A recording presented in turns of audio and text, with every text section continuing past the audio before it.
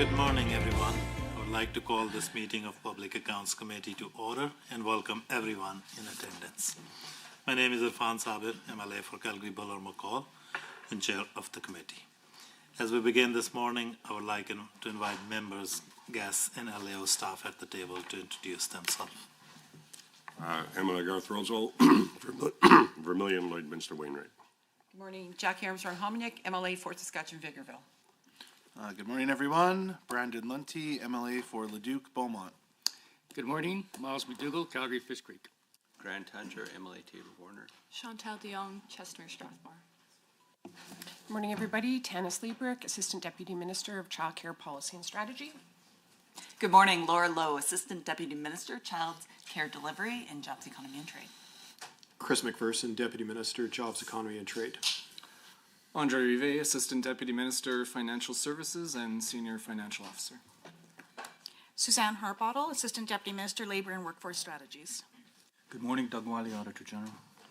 Rob Dreesen, Assistant Auditor General. Marlon Schmidt, Edmonton Gold Bar. Marie Renaud, St. Albert. Cord Ellingson, Calgary Foothills. Good morning, Nancy Robert, Clerk of Journals and Committees. Good morning, Warren Huffman, Committee Clerk. Thank you. For the record, I will note the following substitution. Honorable Mr. Hunter for Mr. Sear. A few housekeeping items to address before we turn to the business at hand. Please note that microphones are operated by the HENSYS staff.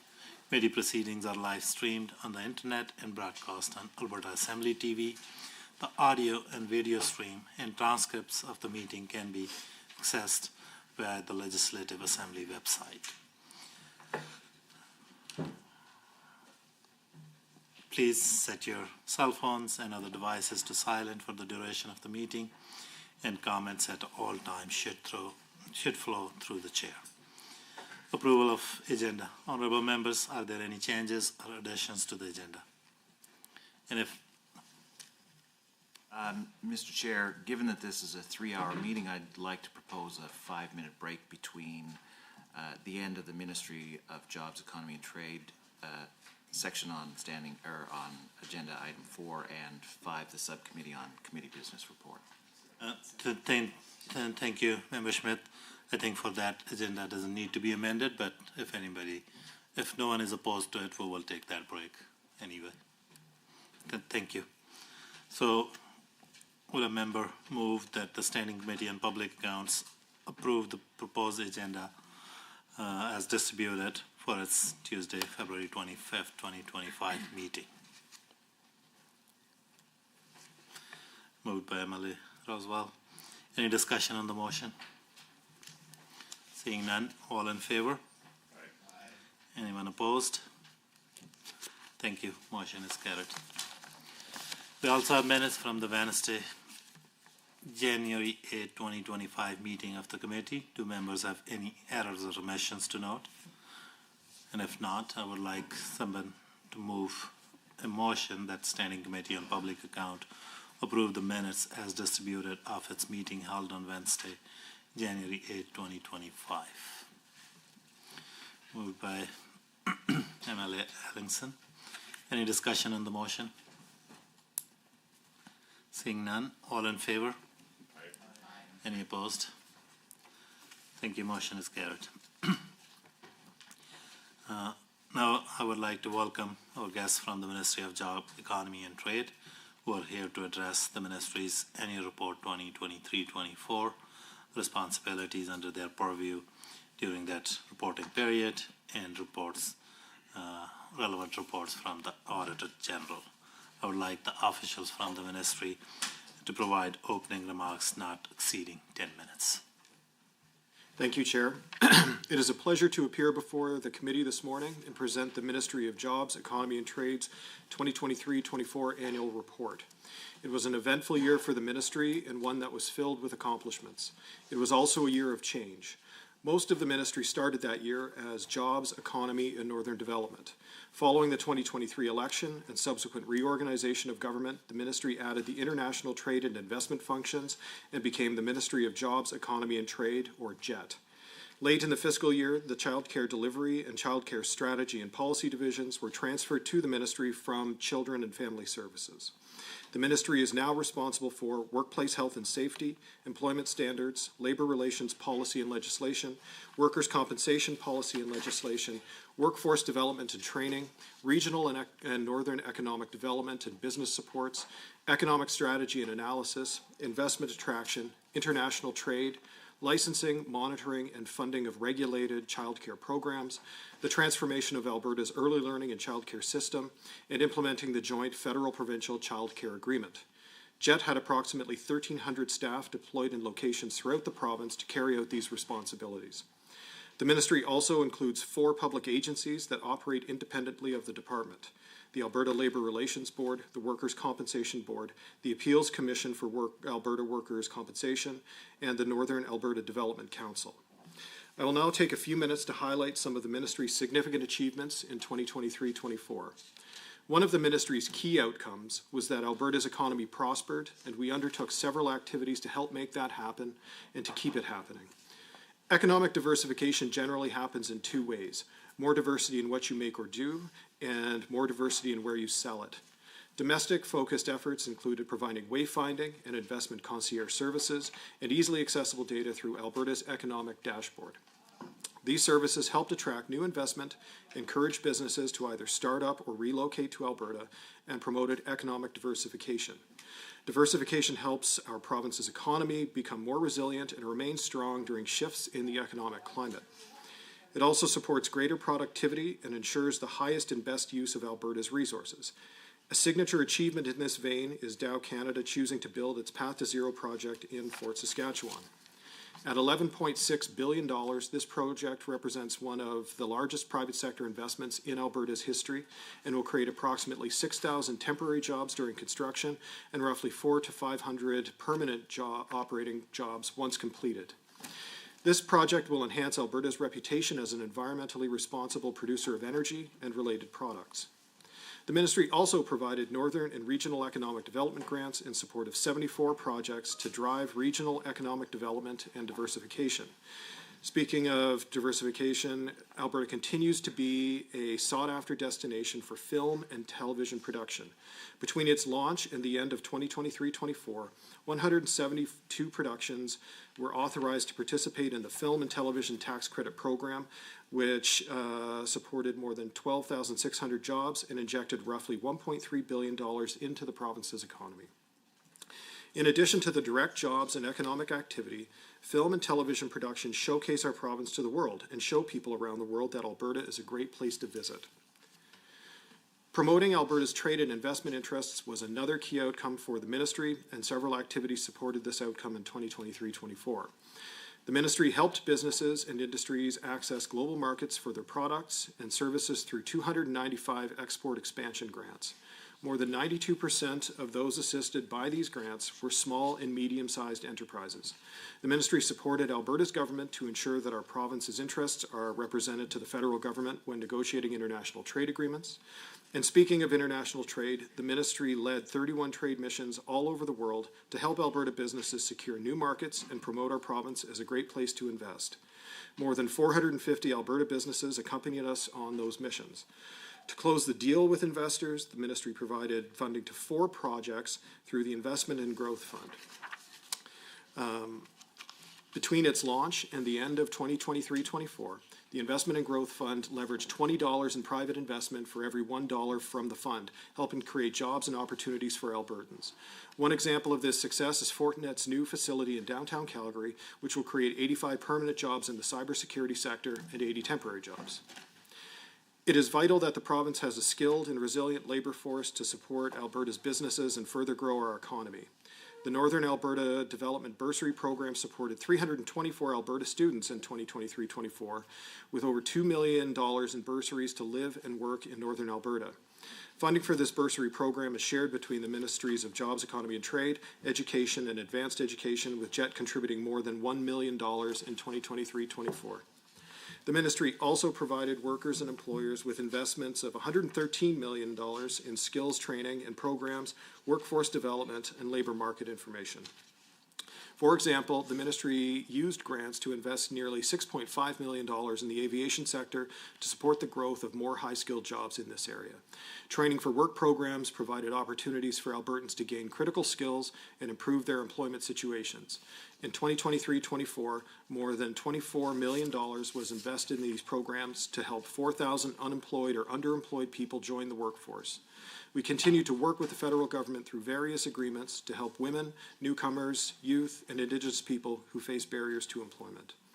The ministry also launched the third phase of the Alberta's Calling campaign by offering a moving bonus to eligible workers from other parts of Canada.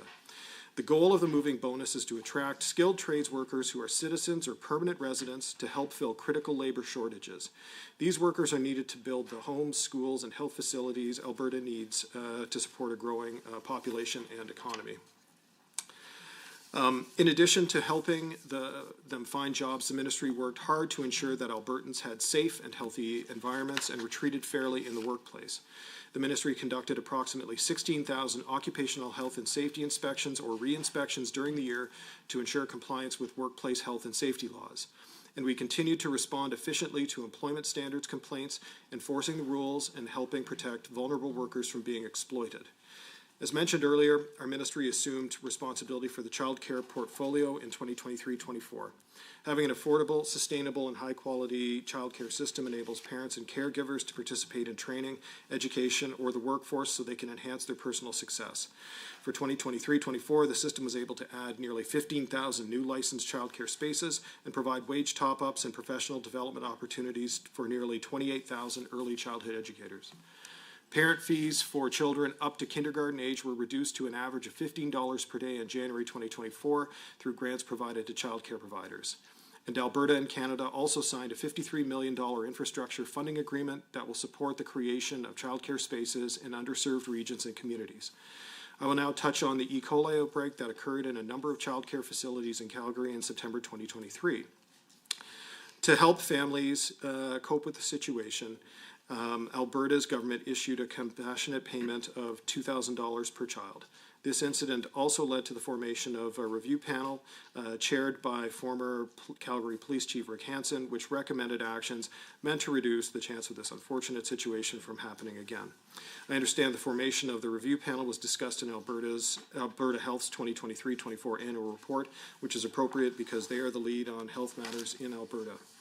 While the panel's recommendations were released after the 2023-24 fiscal year ended, I can assure committee members that the ministry has already begun implementing the recommendations it is responsible for. We introduced amendments to the Early Learning and Childcare Act, aligning it with food safety regulations so that childcare operators understand food safety and handling requirements. Additional amendments passed in late 2024 give the department more authority to enforce safety standards and establish a more robust penalty framework to encourage compliance by operators. We also continue to work closely with Alberta Health and Alberta Health Services to inform and implement the remaining recommendations. To close, I will touch on the 3 outstanding recommendations from the Auditor General from the 2023-24 fiscal year. These relate to Indigenous training and employment programs, the Small and Medium Enterprise Relaunch Grant, and the Critical Worker Benefit Program. We have implemented all 3 recommendations and are ready to have the Auditor General conduct an assessment.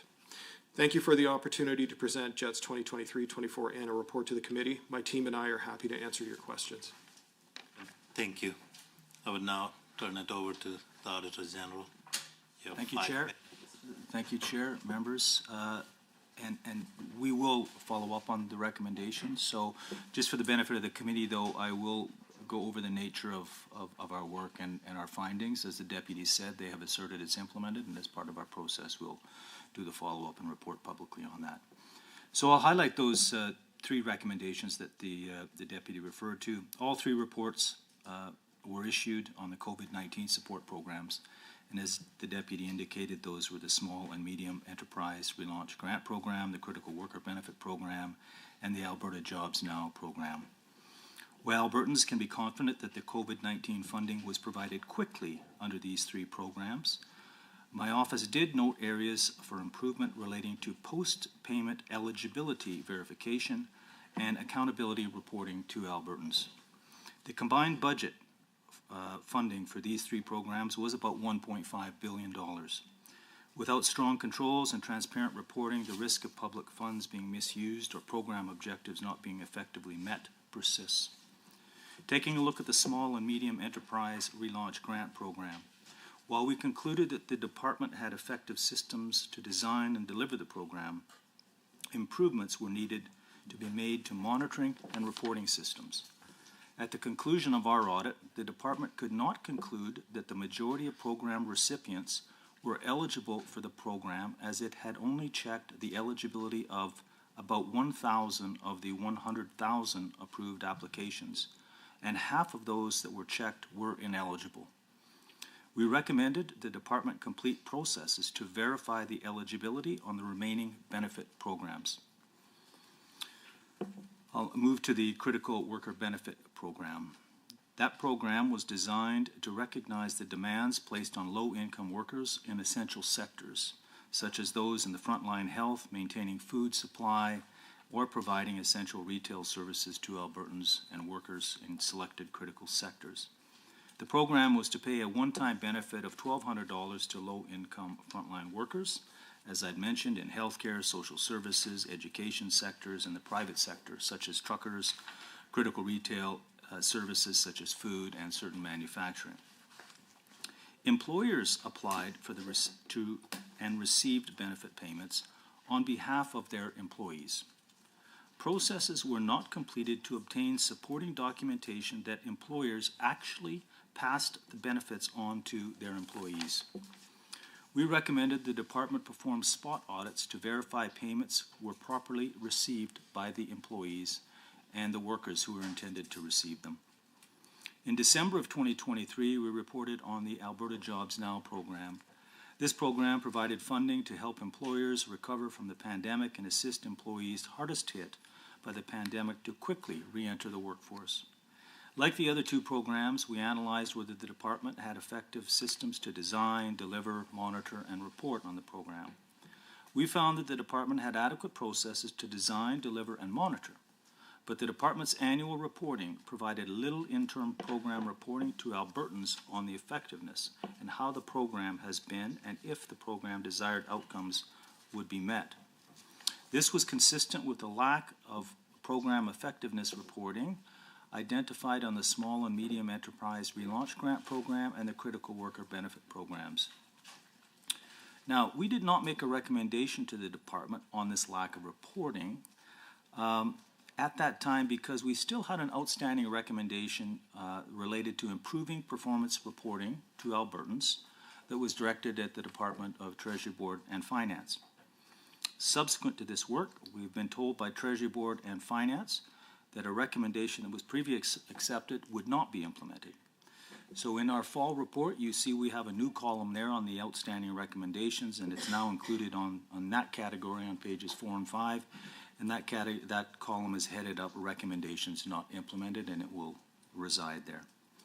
Finally, I'd like to speak to our report examining whether the department had effective processes in place to assess and report on the results of their programs designed to support Indigenous economic participation in Alberta's economy.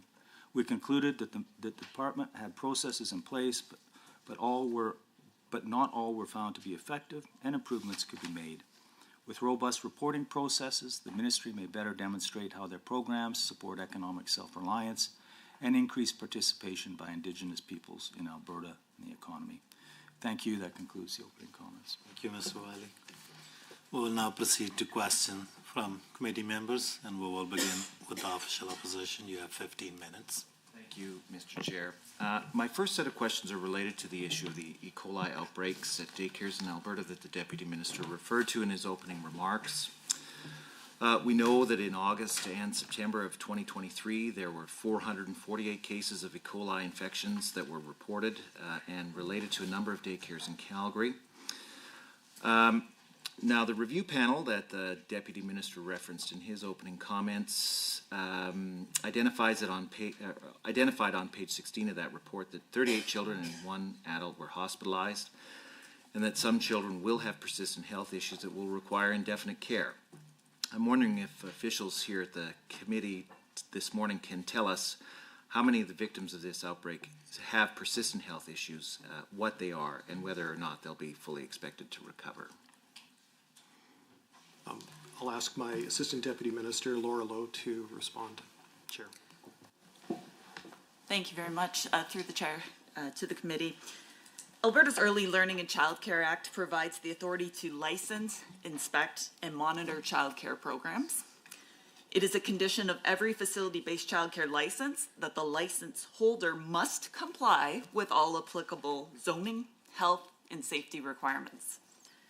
When Alberta's Early Learning and Childcare Act requires, while Alberta's Early Learning and Childcare Act requires a license holder to adhere to health requirements, Alberta's Early Learning and Childcare Act does not set out health requirements, since the responsibility for public health legislation is held by the Minister of Health, as set out in the Designation and Transfer of Responsibility Regulation.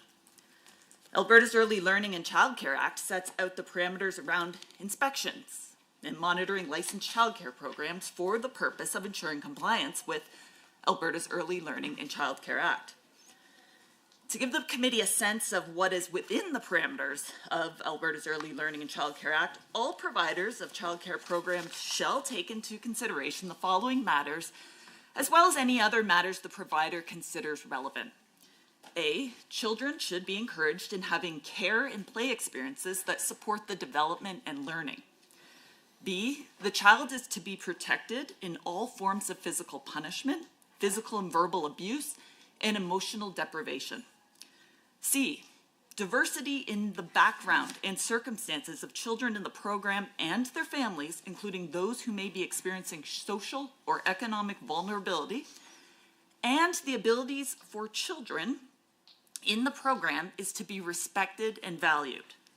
D, the children's familiar and indigenous or other cultural, social, linguistic, and spiritual heritage are to be central to the child's safety, well-being, and development. E, care of the child must be appropriate to the child's mental, emotional, spiritual, and physical needs and stage of development. F, involvement and engagement of parents and guardians supports accountability of childcare program providers, monitoring of childcare programs, and maintenance of good quality childcare programs. Alberta's Early Learning and Childcare Act does not provide authority related to public health matters, nor does it govern and regulate access to and the collection, use, or disclosure of health information. Therefore, there is no authority for Jobs, Economy, and Trade to collect or disclose information related to the health of children for any purpose.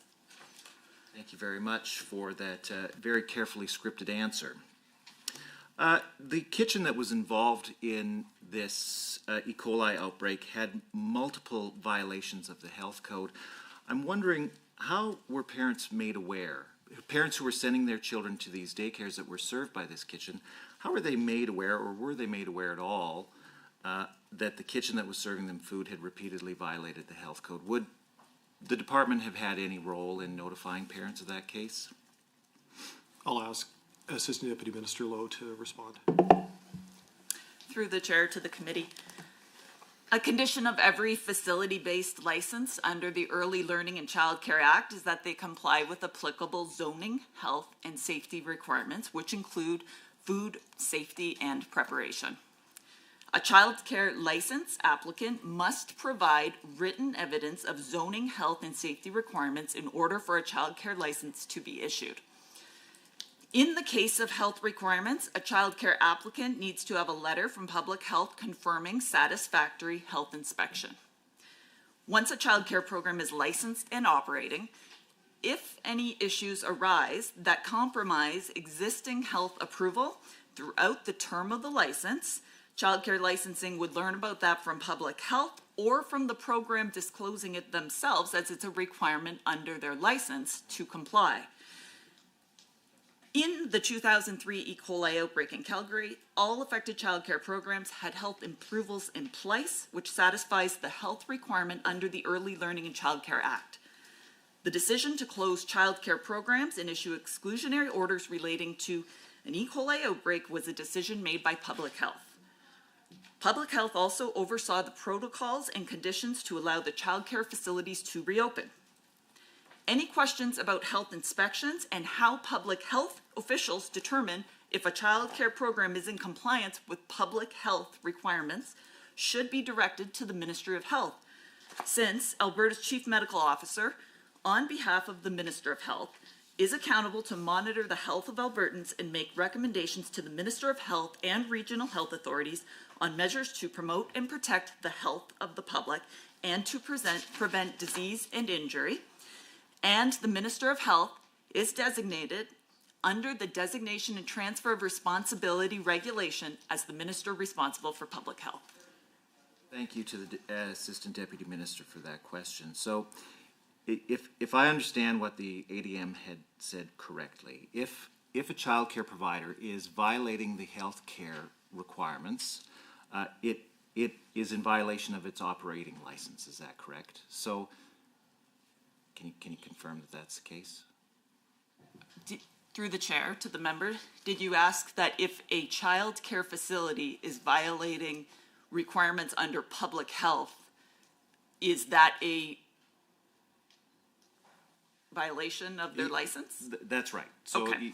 So under public health, if public health determines that a child care facility cannot operate, that they are shut down, and they continue to operate without their health approvals in place, that would be a violation. If public health determines violations under their regulations that public health warrants does not necessitate a reason for the child care facility to close for public health reasons, then they have maintained their public health approvals. Therefore, they have not. So is there any kind of warning system? So in this case, it seems like public health had issued some notifications to the kitchen that was being operated by this child care provider to improve its practices. Now, would Children's Services at the time have been notified that these issues are ongoing? Like, is there an early warning system, or is it only when public health says we have to close this facility down that Children's Services was made aware that there were issues going on? Like, I just want to know, at what point did your staff know that there was a potential risk to serving contaminated food to these children?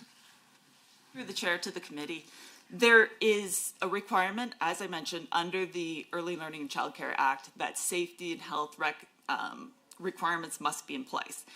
And if health has deemed that the child care facility can be operating, then that is the only level of information that needs to be shared. And the onus is actually on the operator to be, once they're licensed, to not be operating if they do not have those approvals in place. Okay, thank you very much. So Children's Services had no role then in informing parents that something was going on, that there may be a risk here, that Children's Services was completely unaware at the time that the kitchen was violating the health code repeatedly. Through the chair to the committee, Children's Services or Jobs, Economy and Trade, wherever the child care licensing function lies, relies on the Early Learning and Child Care Act for its authority. So providing any information would be misleading, and they would not have the authority to do that when it's under areas that they do not regulate. There is no authority in the Early Learning and Child Care Act to regulate kitchens. There is no authority in the Early Learning and Child Care Act to regulate or even determine the level of public health safety in any facility. That is all within the Ministry of Health, as that is a health function. Okay. And it's not like, other government initiatives work to break down silos. That's something that bureaucrats love to say. There was no attempt in Children's Services and healthcare to work together so that everybody was jointly aware of all of these issues at the same time. You're just working merrily in your silos, completely isolated from one another in this case? Chair, through you to the member, as ADM Lowe has stated, public health is the kind of purview of Alberta Health Services. This event was very unfortunate, and as I mentioned in my opening remarks, led to the creation of a review panel led by former Calgary Police Chief Rick Hansen, which looked at this issue and made recommendations about how things could improve. as I also mentioned during my my opening statement, Jobs, Economy and Trade has begun to act on the recommendations as they pertain to us and this department, and our kind of licensure and monitoring of childcare facilities, licensed childcare facilities. What I would say is, you know, as part of our work in the time ahead, which I think you will see is reflected in the 2024-25 annual report, one of the key things that we're focused on is creating a culture of food safety within childcare facilities. As you know, part of that will be, you know, encouraging strongly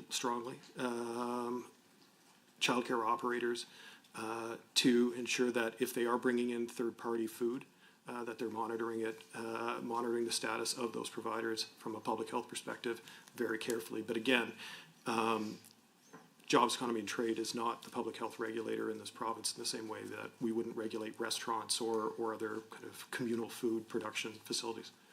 Thank you. So, anyway, not an answer to my question. It sounds like Children's Services at the time was working in silos and not cooperating with public health. Now, the panel's report that the Deputy Minister keeps referencing identifies that this was not the first case of an E. coli outbreak in a childcare setting in Alberta. It mentions on page 64 of that report that 9 children were infected in 2022. And the footnote to that statement says that information was provided to the panel by Alberta Health Services. Now, I'm wondering, what work did Children's Services at the time do to review that incident? Through the chair to the member. So, to clarify, you're asking about an incident from 2022? That's right. So what work did Children's Services do to review that incident? Okay, in 2020, and what incident, what well, this is the page on the annual report? This is the problem. The Hansen report that the Deputy Minister references identifies on page 64 that 9 children were infected in 2022. Now, I can't find any reference in this annual report, the previous annual report, to this E. coli incident. It's odd that E. coli keeps coming up and the departments keep refusing to reference it in their annual reports. Now, I'm just wondering what work Children's Services did to review that E. coli poisoning incident at a childcare setting in 2022. Chairman, I may be wrong here, but I believe we're here to talk about the 2023-24 annual report. Did you do any work in 2023-24 to review that incident? Well, Chair, as mentioned earlier, we Member Schmidt, try to make your question relate to the year-end under discussion, so that will be well. And thank you, Mr. Chair. I did. What work did Children's Services or Jobs, Economy and Trade do in 23-24 to review this incident of E. coli poisoning of 9 children that happened in 2022? Mr. Chair, I'll just kind of go back to something I'd said earlier. There was the creation of the Hansen panel report, which looked at... Deputy Minister, it's a simple question. What did your department do, or the people who were responsible for reviewing this incident, what did they do to review that incident? Chair, as I was saying, we reviewed the Hansen report very carefully, and then have started... Hansen report. Well, I'm asking about the 2022 incident. Chair, did the department do anything before the Hansen panel was struck to review that incident? Well, Chair, again, if the incident happened in 2022, then... Thank you. Thank you, Deputy. We'll now proceed to question from the government members. You have 15 minutes. Thank you, Chair. Good morning. Welcome back. It's good to see all of my colleagues on the committee and to have the DM and his team here today. I look forward to a productive meeting. I'm just going to jump right in. Page 14 of the 2023-24 annual report highlights that the Ministry of Jobs, Economy and Trade made some pretty significant strides towards attracting investment and supporting innovation across Alberta. Certainly a promise kept from the 2023 to 2026 Ministry Business Plan. So I just want to start with some good news that I think all members of the committee can celebrate and highlight. The first point made there, the Ministry's diligent work on the Path to Zero project, which attracted an $11.6 billion investment in Alberta's economic future. So through the chair, can the Deputy Minister explain to the committee how the Ministry, in collaboration with our Alberta government and Dow Canada, was able to successfully secure what I believe is the largest private sector investment in Alberta's history? Chair, I'd like to ask Assistant Deputy Minister Liam Stone to come to the podium. It is actually Assistant Deputy Minister Stone's team who was the concierge squad for this project. You can introduce yourself for the record again. And Liam Stone, Assistant Deputy Minister for Economic Strategy and Investment at Jobs, Economy and Trade. So through the chair to the committee, working in collaboration with Dow Canada, the ministry successfully coordinated cross-ministry investment concierge services that contributed to a positive final investment decision for the Path to Zero project by Dow's United States-based Global Board on November 28, 2023. JET worked with partners including regional economic development agencies, other government departments, and the federal government to engage Dow to promote Alberta's advantages as a location for petrochemical investment, access and address challenges to Alberta's competitiveness as an investment location relative to other North American jurisdictions, and facilitate timely access to information, analysis, and decision makers that could support Dow's final investment decision.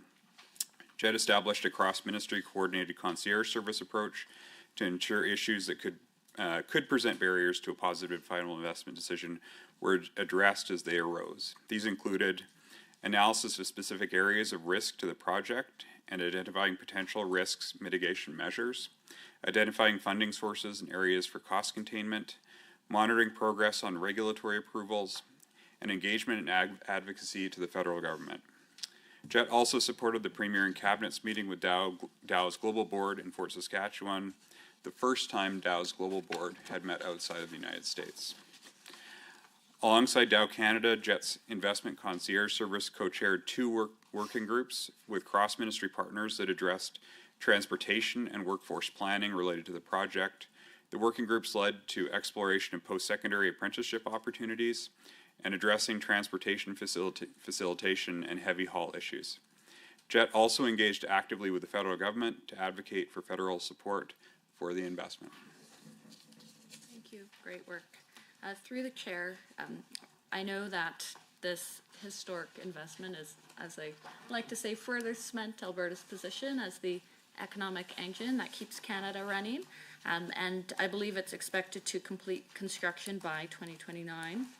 So just looking at some of the details again on page 14 of the annual report, can the ministry further expand on how this project will support not just the local community, which I believe is situated in my colleague's riding here, but also Albertans at large?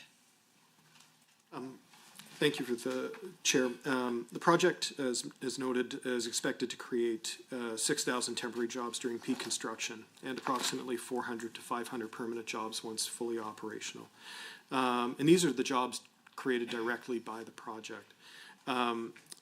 JET hasn't analyzed the spin-off job creation related to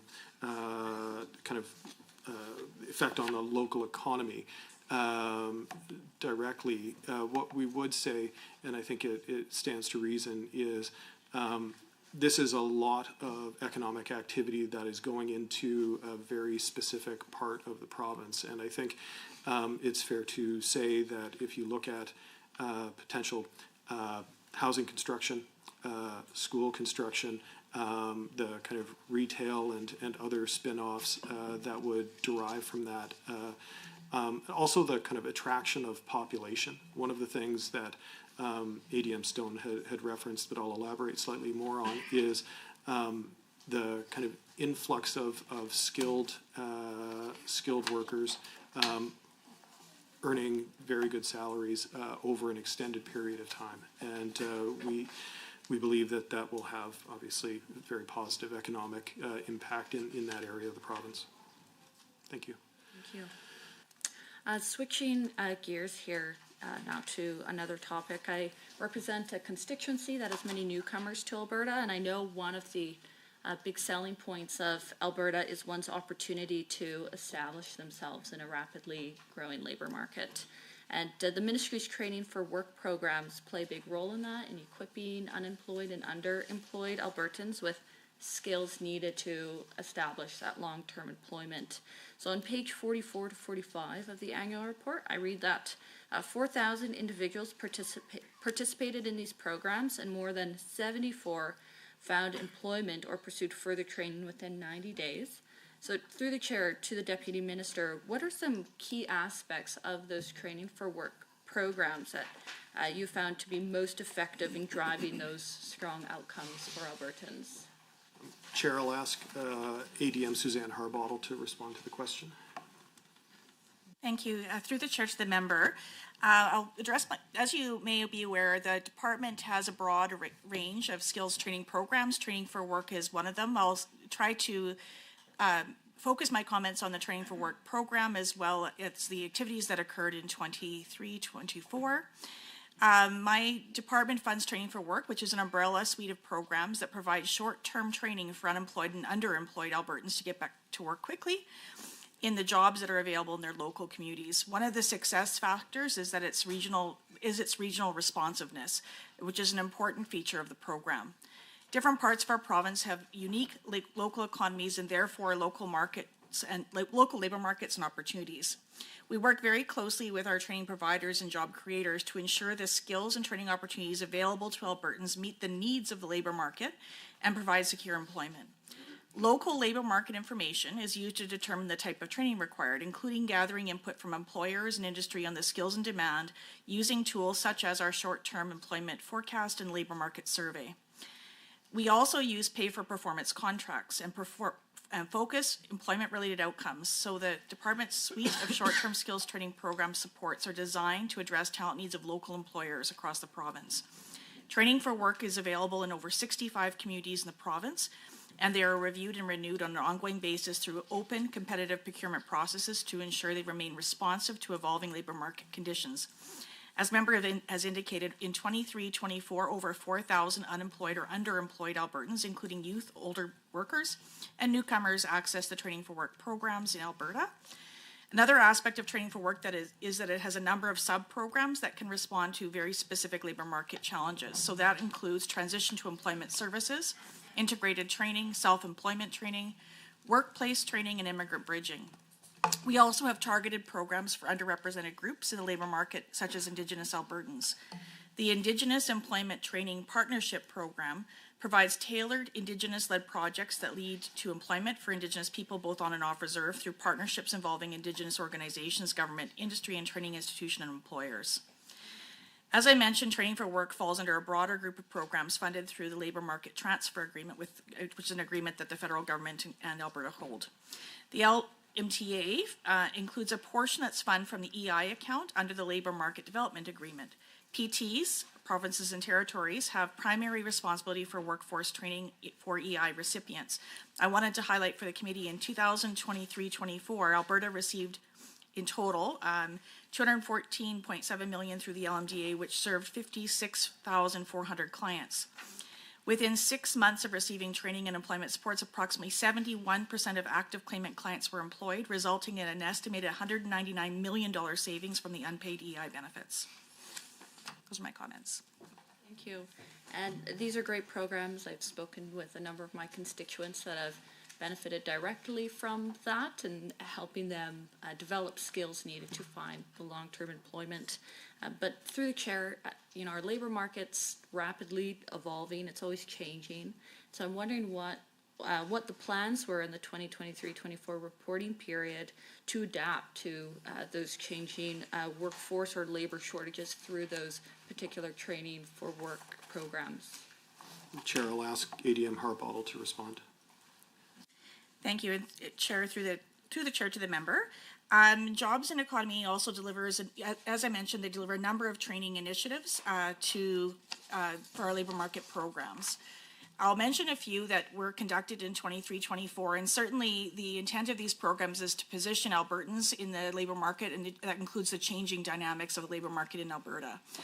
So a few of the examples are the Alberta at Work initiative was a provincial investment which was cross-ministry and multi-year investment in education and job training to give Albertans the skills they need for today's job market and our future economy.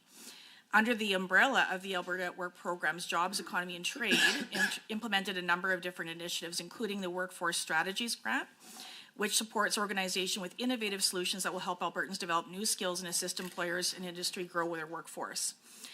This included 10 skills development projects, which have been in operation for the past 2 fiscal years and which are concluding in March of 2025. An example of one of these is the Culinary Skills Training Program that was delivered by the Newcomer Centre in Edmonton.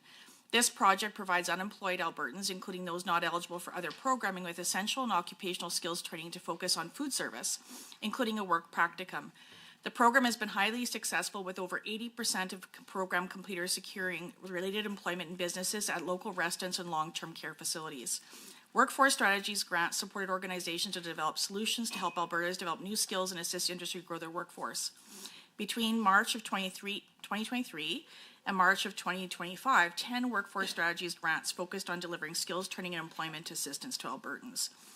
Another example is the Canada-Alberta Job Grant, which has been used by employers to access training to equip their employees with the knowledge and skills to help businesses grow and diversify. In 23-24, Alberta supported more than 3,700 employers, trained over 12,000 employees. The Canada-Alberta Jobs Grant is mainly used by small and medium-sized employers. The Aviation Skills Grant is another program that helped employers in Alberta's aviation and aerospace industry to train and reskill workers. The program supports the growth of the sector and job creation in Alberta. The Aviation Skills Grant funded training such as providing maintenance and safety services, specialized flight training, and flight instructor training.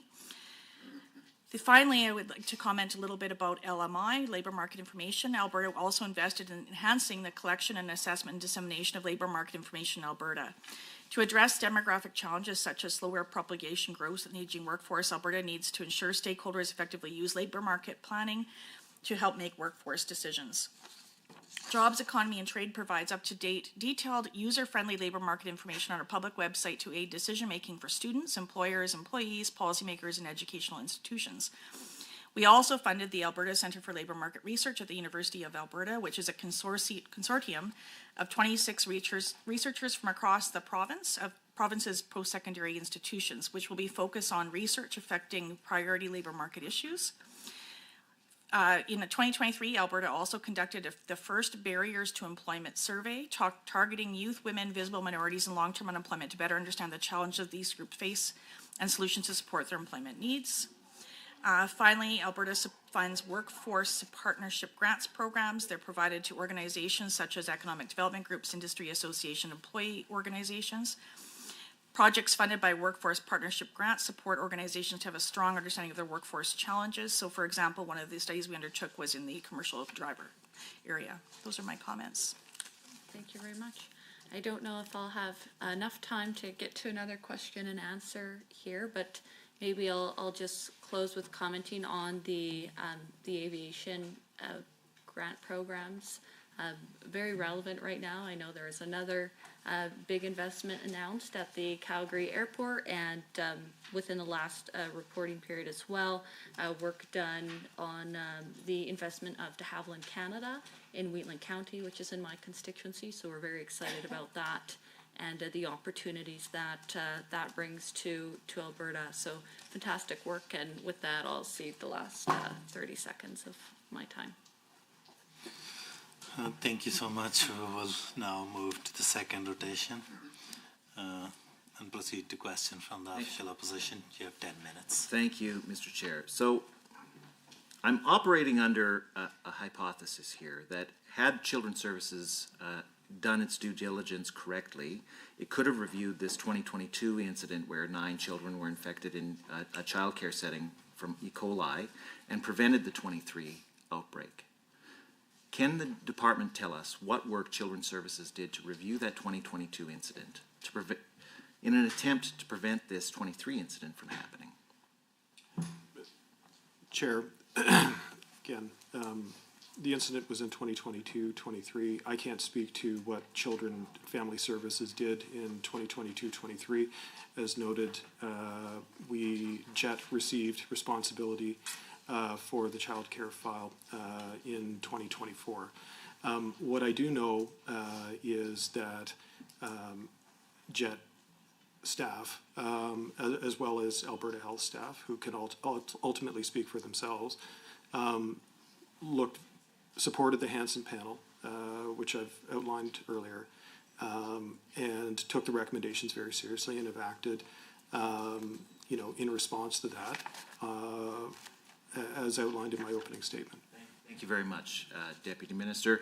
So I guess the Deputy Minister is refusing to take accountability for anything that his department did prior to his arrival on the scene. I want to move on then to a next question. Now, 11 of the sites that were involved in the outbreak, most of them, according to Children's Services records, not Alberta Health Services records, most of them had not been inspected the 2 times per year that the panel report indicated was usual practice for the department. 4 sites were subject to complaints. 1 had a critical incident report. 1 was subject to enforcement action, all prior to the outbreak occurring. Now, why didn't this send up any red flags for the department? Mr. Chair, I'll ask ADM Lowe to respond. The department inspects thousands of facilities every single year. It's part of the work and the authority under our area of responsibility. We are not inspecting for health-related issues.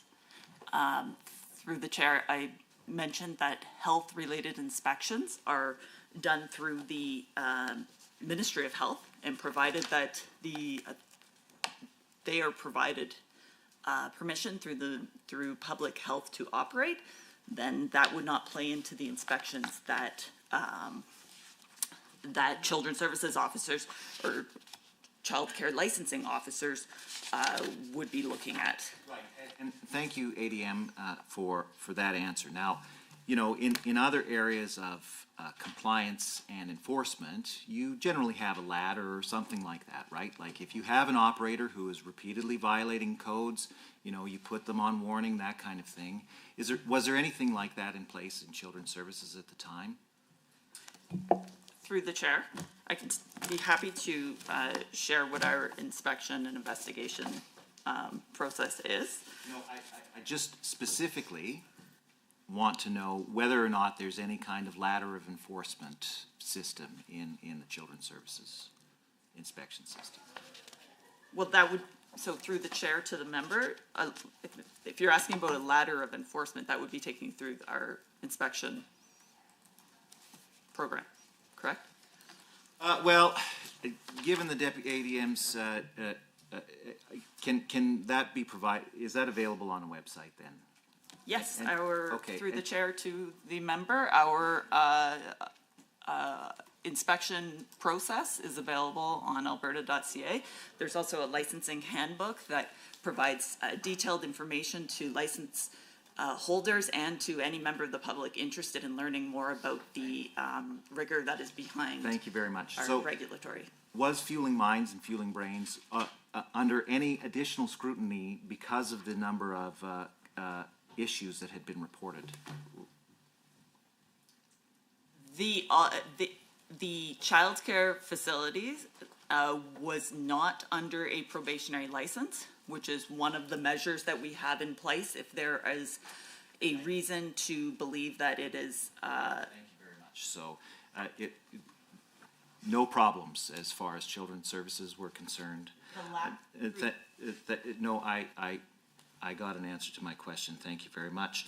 So now the panel that the Deputy Minister has referred to a number of times was given a number of tasks, including reviewing the AHS Outbreak Investigation Report. Now that report basically concluded that uninspected meat had been prepared and served to the children in Fueling Minds and Fueling Brains, and that's what caused the E. coli outbreak. Now, even though there was evidence to suggest that Fueling Minds had purchased and used uninspected beef in its kitchen, the panel's mandate explicitly prohibited reviewing Alberta Agriculture and Government of Canada food inspection legislation. Can the Deputy Minister tell us who made the decision to limit the scope of the panel's work so much that it couldn't fix the problem that it was trying to solve? Mr. Chair, through you to the member. The member is asking a question about Alberta Health Services and their inspection protocol. Sorry, the Deputy Minister seems to not have understood my question correctly. Who made the decision to limit the scope of the Hansen panel's work so that it was explicitly prohibited from looking at Government of Canada and Alberta agriculture food inspection systems? Mr. Chair, through you to the member, the Hansen panel had been established before. The responsibility for the childcare program was assumed by Jobs, Economy and Trade. You didn't know anything, you didn't see anything. Understood. The Deputy Minister refuses to take responsibility again for any action. What? Thank you, Mr. Chair. We've given this member opposite quite a bit of latitude this morning. This is clearly a point of order, 23J. It's probably also a point of order, 23H and I as well. But we'll start with point of order J. Using inappropriate language that would certainly border on abusing or insulting to the Deputy Minister. The Deputy and his team have been providing answers to the question. I would comment with some grace, and I would expect them to receive the same response from this committee. Thank you, Mr. Chair. Thank you, Mr. Chair. I just want to remind the committee that the subject under discussion here today was the worst E. coli outbreak in a childcare setting in Canadian history. 448 children and one adult, a number of adults were infected with E. coli. 38 children were hospitalized. One adult was hospitalized. Some of these children will never recover from their illnesses. This department was in charge of a system that was responsible for this colossal failure to protect our children.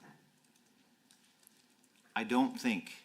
The member's continuing the debate. He's not speaking to No, the point no, of order. I am speaking to the point of order. No, you're not.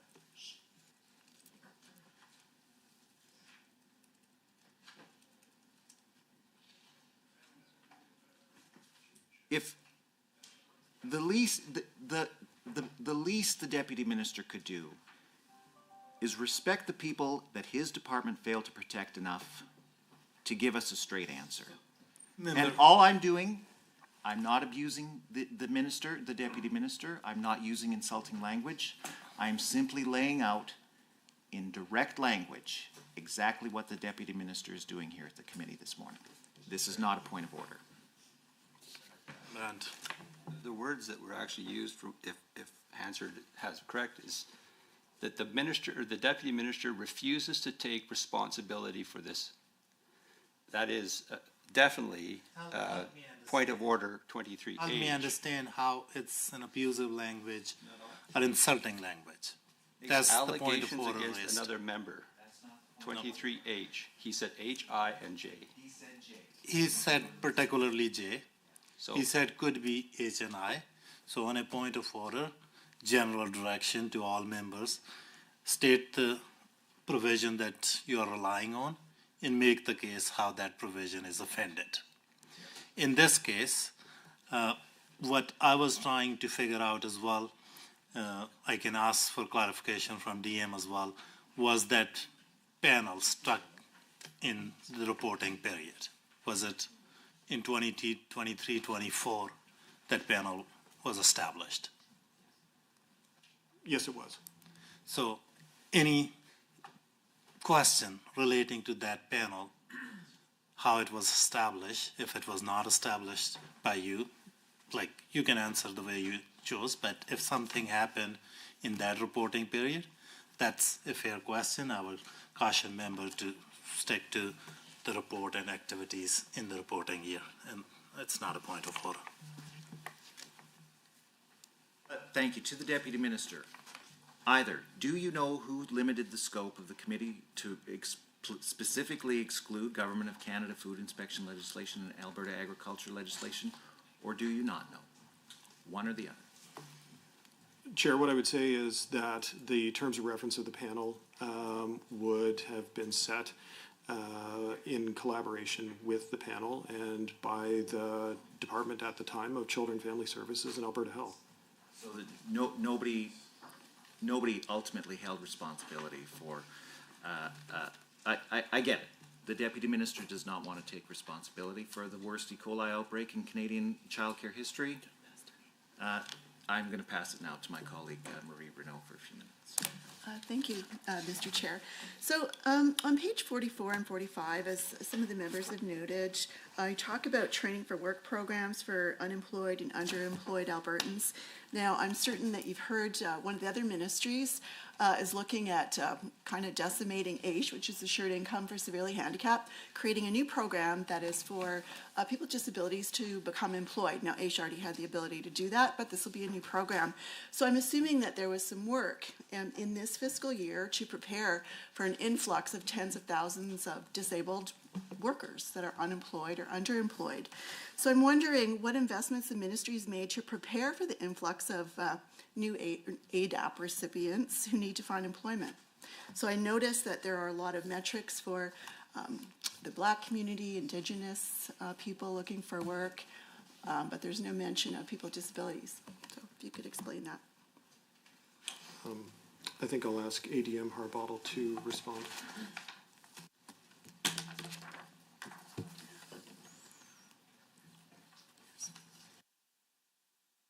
People with disabilities, and they're unemployed at twice the rate as their disabled or non-disabled peers. So I'm just making the case that this is a significant portion of the target I expect that these programs would be looking at while you're getting ready. Thank you. Through the chair to the member, for jobs, economy, and trade, our focus is the AISH program obviously sits in another department. And so the labor market information I have today is primarily focused on training programs delivered by Jobs, Economy, and Trade. Could you tell me, my question then is very simple, why the people with disabilities are not included in the marginalized communities that JET is targeting? So our programs would include, so Jobs, Economy, and Trade programs would be offered to people with disabilities. I don't have the statistics available to me today. Which page the targets would be on, or the outcomes that I could read about your success in that area?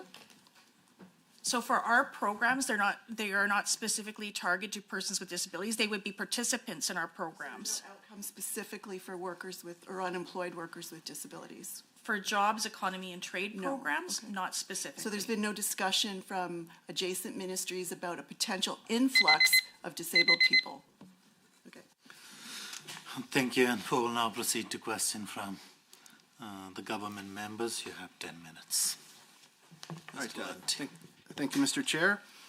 I would echo the comments of my colleague, thanking our department officials for joining us today and for providing us with such fulsome answers. I'd like to talk about the film and television tax credit program.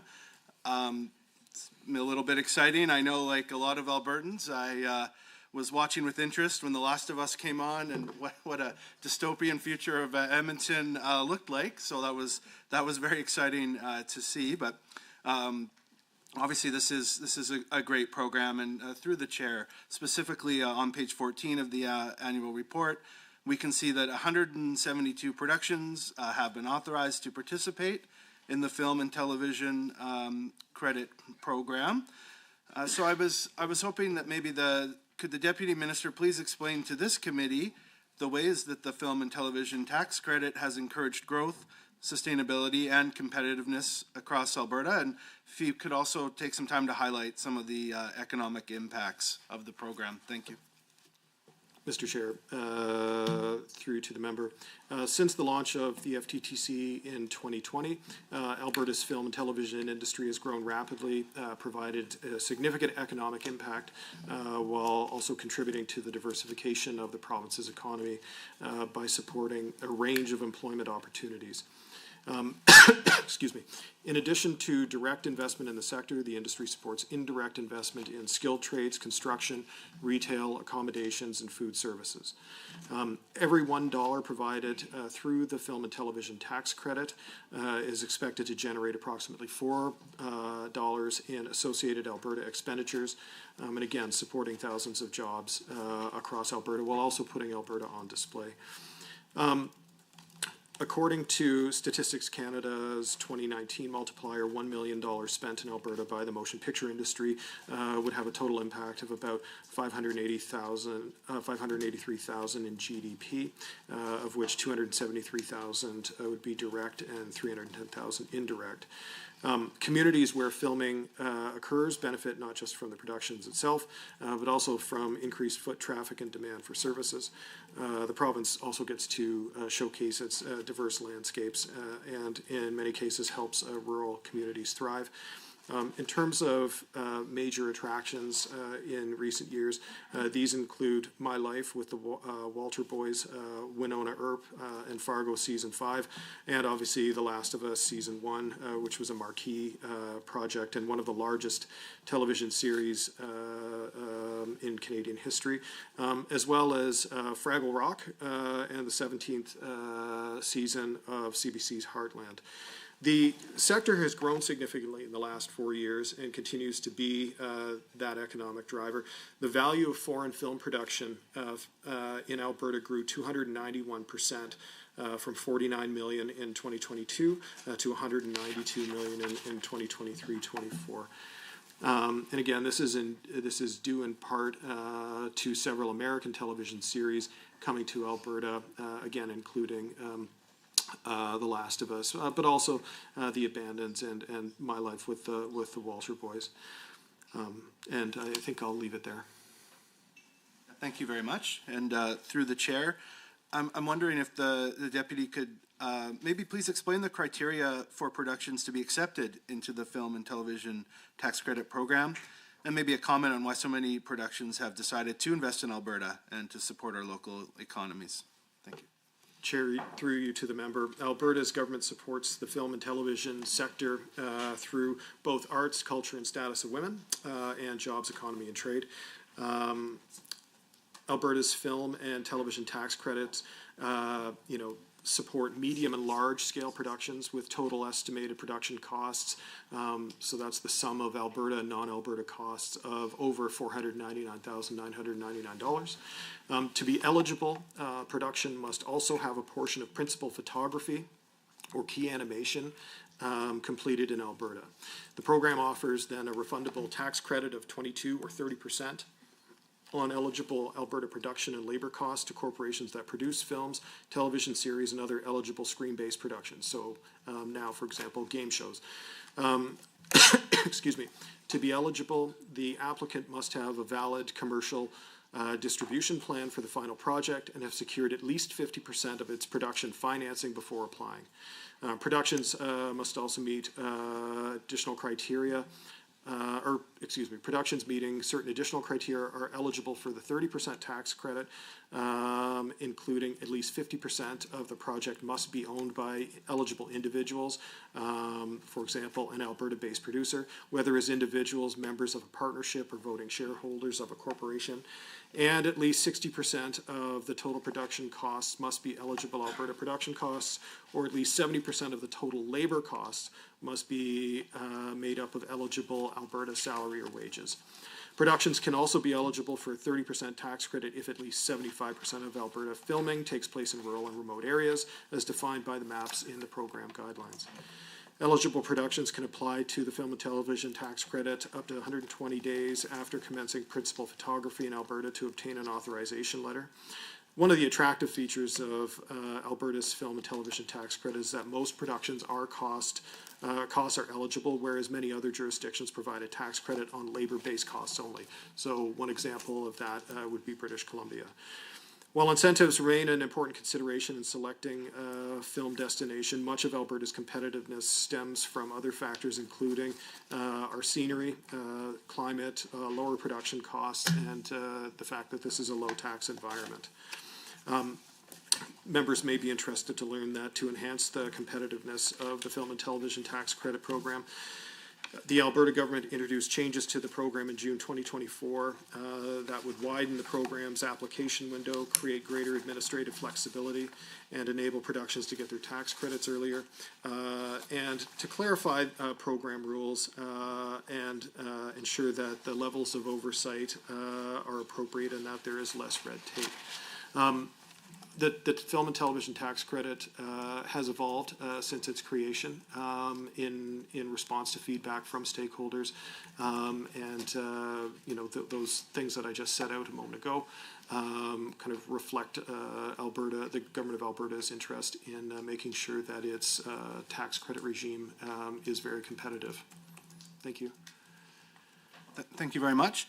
I think I'll switch gears a little bit here and ask about increase in childcare spaces, which we see on page 33 of the annual report.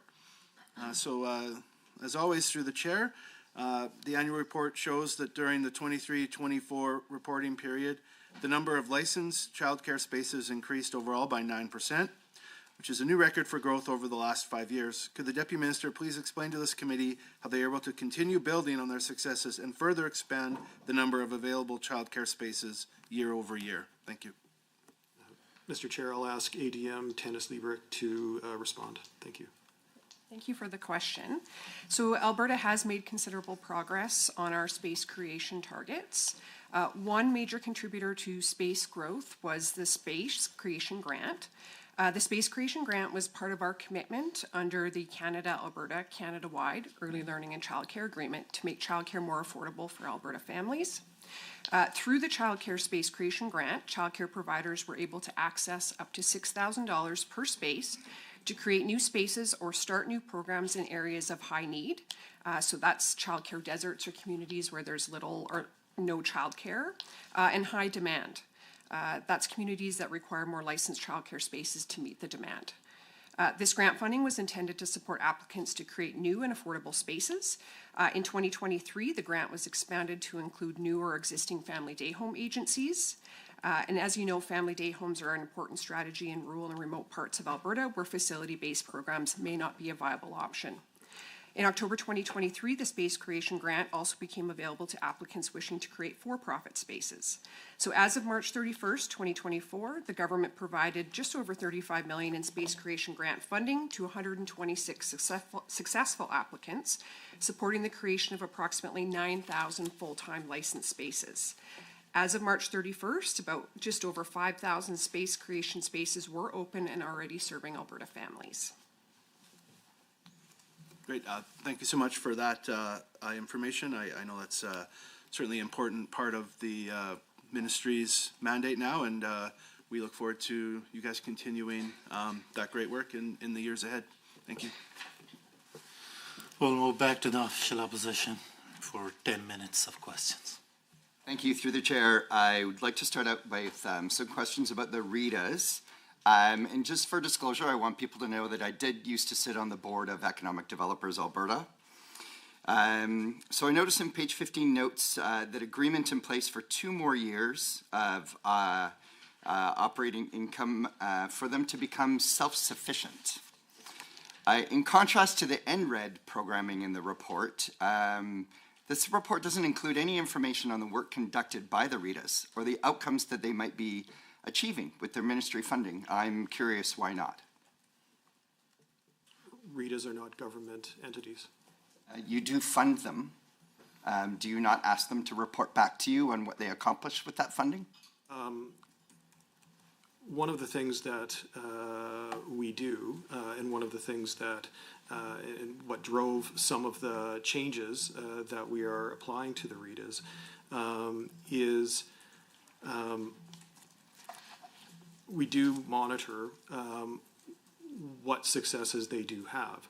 That frankly did lead to some concerns about how well some of them were operating, and it led us to Minister Jones to make a decision to change the way that the Government of Alberta interacts and funds regional economic development agencies. Considering we weren't seeing any successes from those RETAs, which is our choices made to defund them. Chair, through you to the member, I did not say that we did not see successes. What I did say was that we were kind of concerned about kind of relative progress with the some of the regional economic development agencies. And, you know, I'd also note that the Government of Alberta does not provide operating funding to other kind of economic development agencies, so including Calgary Economic Development, for example, or Edmonton Global. One of the goals of the reforms is to ensure that REITs... And I do understand you don't provide operating funding to Calgary Economic Development. I was an employee of Calgary Economic Development. You do provide grant funding to Calgary Economic Development for specific programs. Can you tell us maybe what ROI might have been achieved from some of the REITs, let's say Southgrow? Did we see any ROI from the work of Southgrow? I'm not in a position, Mr. Chair, to speak to the work of a non-government organization. Thank you. Through the chair, I'll maybe ask a different kind of angle of question then. Does the ministry still believe that there's value in supporting on-the-ground collaborative efforts in economic development in communities across the province? Mr. Chair, I would say that the ministry does support regional economic development activities in a variety of ways, not just through grant funding. We have created what we call a hub and spoke model. So that involves regional economic development specialists, workforce consultants, industry workforce partnership specialists, workforce partnership grants, the creation of the Alberta Economic Dashboard that I mentioned during my opening remarks, the Northern and Regional Economic Development Program, which the Alberta Export Expansion Program. Do you believe that the employees based in Edmonton for your hub and spoke model are kind of in the best position to understand the stakeholders on the ground in the regions across Alberta, the ability to bring those stakeholders together to deploy collaborative projects? Are those employees based in Edmonton through your hub and spoke best positioned to do that? Mr. Chair, I would note that we have regional economic development specialists who reside in regions. Sure. Can you tell me who's based in Medicine Hat? Mr. Chair, not by name. I have 1,300 employees. Thank you. I'll also say, Mr. Chair, I'm a big fan of outcome measures. I like to know what is achieved from the funds that we spend, which is why I was happy to see on page 14 the ministry reporting the success of Dow's investment and the question earlier about that Dow investment. I am curious, though, whether the ministry or the government of Alberta provided incentives to secure this investment. I see on page 21 we were competing against the Gulf Coast. I guess we're arguing today about the name of the Gulf. But the U.S. is notorious for their incentive packages. I'm just curious whether or not we needed to put any money on the table. I believe that program will be the recipient of the Alberta Petroleum Investment Incentive Program funding, which is not a JET program. It's operated by Energy and Minerals. Thank you. So I'll pivot to some of the ones that you are directly responsible for. The 4 investment and growth fund investments noted on page 37. I have a couple of clarifying questions for those. On page 15, it notes that these four projects are expected to unlock $95.5 million in capital expenditures. But then on page 37, it says that it's expected to unlock $421 million in capital expenditures. I'm wondering which of these two is correct. Mr. Chair, I don't have that reference in front of me, so I would have to write back to you on that. What I will say is that the Investment Growth Fund has been very, very successful in terms of job creation and investment attraction and locking it in. Since its inception... Thank you, Deputy Minister. I did see some of those results in the report, so I want to thank you for reporting that. And I see the details of the 4 projects that only one of the 4 projects shows the capital spend of $30 million is from Fortinet. I'm wondering what the capital spend is expected from the other 3 that are specifically identified in the report. Mr. Chair, I'll have to return with the expected capital spend, which I don't have at my fingertips. Thank you. I also noted, Mr. Chair, to the Deputy Minister that 4 projects, it notes nearly 1,000 permanent jobs are expected, but when in the details provided of the 4 projects, I add up those numbers for permanent jobs, I come up to a number less than 200. So again, I'll ask about the inconsistency in which number is correct. Mr. Chair, I'll have to return with a reconciliation of that. Thank you. And I'm wondering, Mr. Chair, through the chair, if we can ask what was the allocation for each project? So we know the overall allocation. Do we know the allocation for each individual project from the IGF? I don't have the individual allocations. The total for the 4 was 7.7 million. Okay, the report says 6. Again, we'll have to kind of reconcile that. I have 7.7 million, to understand it. So it does say that 6 million was spent in the 2023-24 reporting period. So I'll ask you to reconcile that too. Through the chair, can the deputy ministers tell us whether or not any matching funds from the federal government was leveraged for any of these 4 projects? And how much? I don't track what federal funding goes into projects. I would note that my senior financial officer does have a response on the $6 million, though, that you just asked about. Yeah, thank you. So, so just to be clear, the $6 million figure, that's how much the ministry expensed in the 23-24 fiscal year. The 7.7 million figure was actually, that's the total of the 4 projects. So we didn't expense the value of those 4 projects. The way we account for the program is that we expense based on eligibility criteria having been met and milestones being achieved during the year. So there was a different set of projects that related to the 6 million versus the 7.7. Versus the 7.7, and I think thank you already kind of segued into my next question.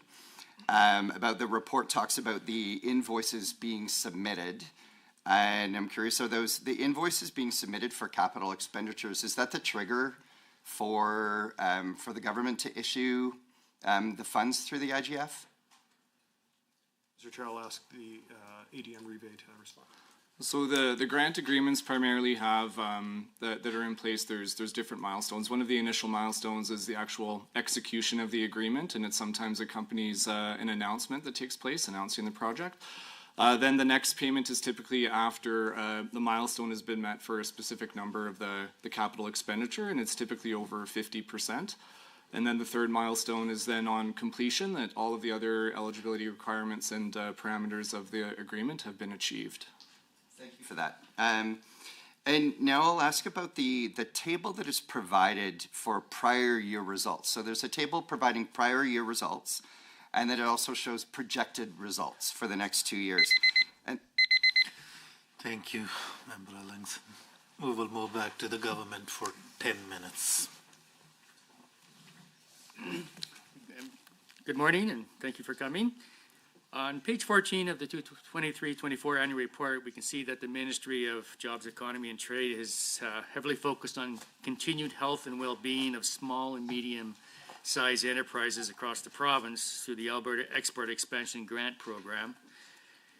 This program took applications from Alberta businesses, municipalities, Indigenous communities, and industry associations in order to expand their in-market intelligence and establish valuable relationships in new and existing export markets.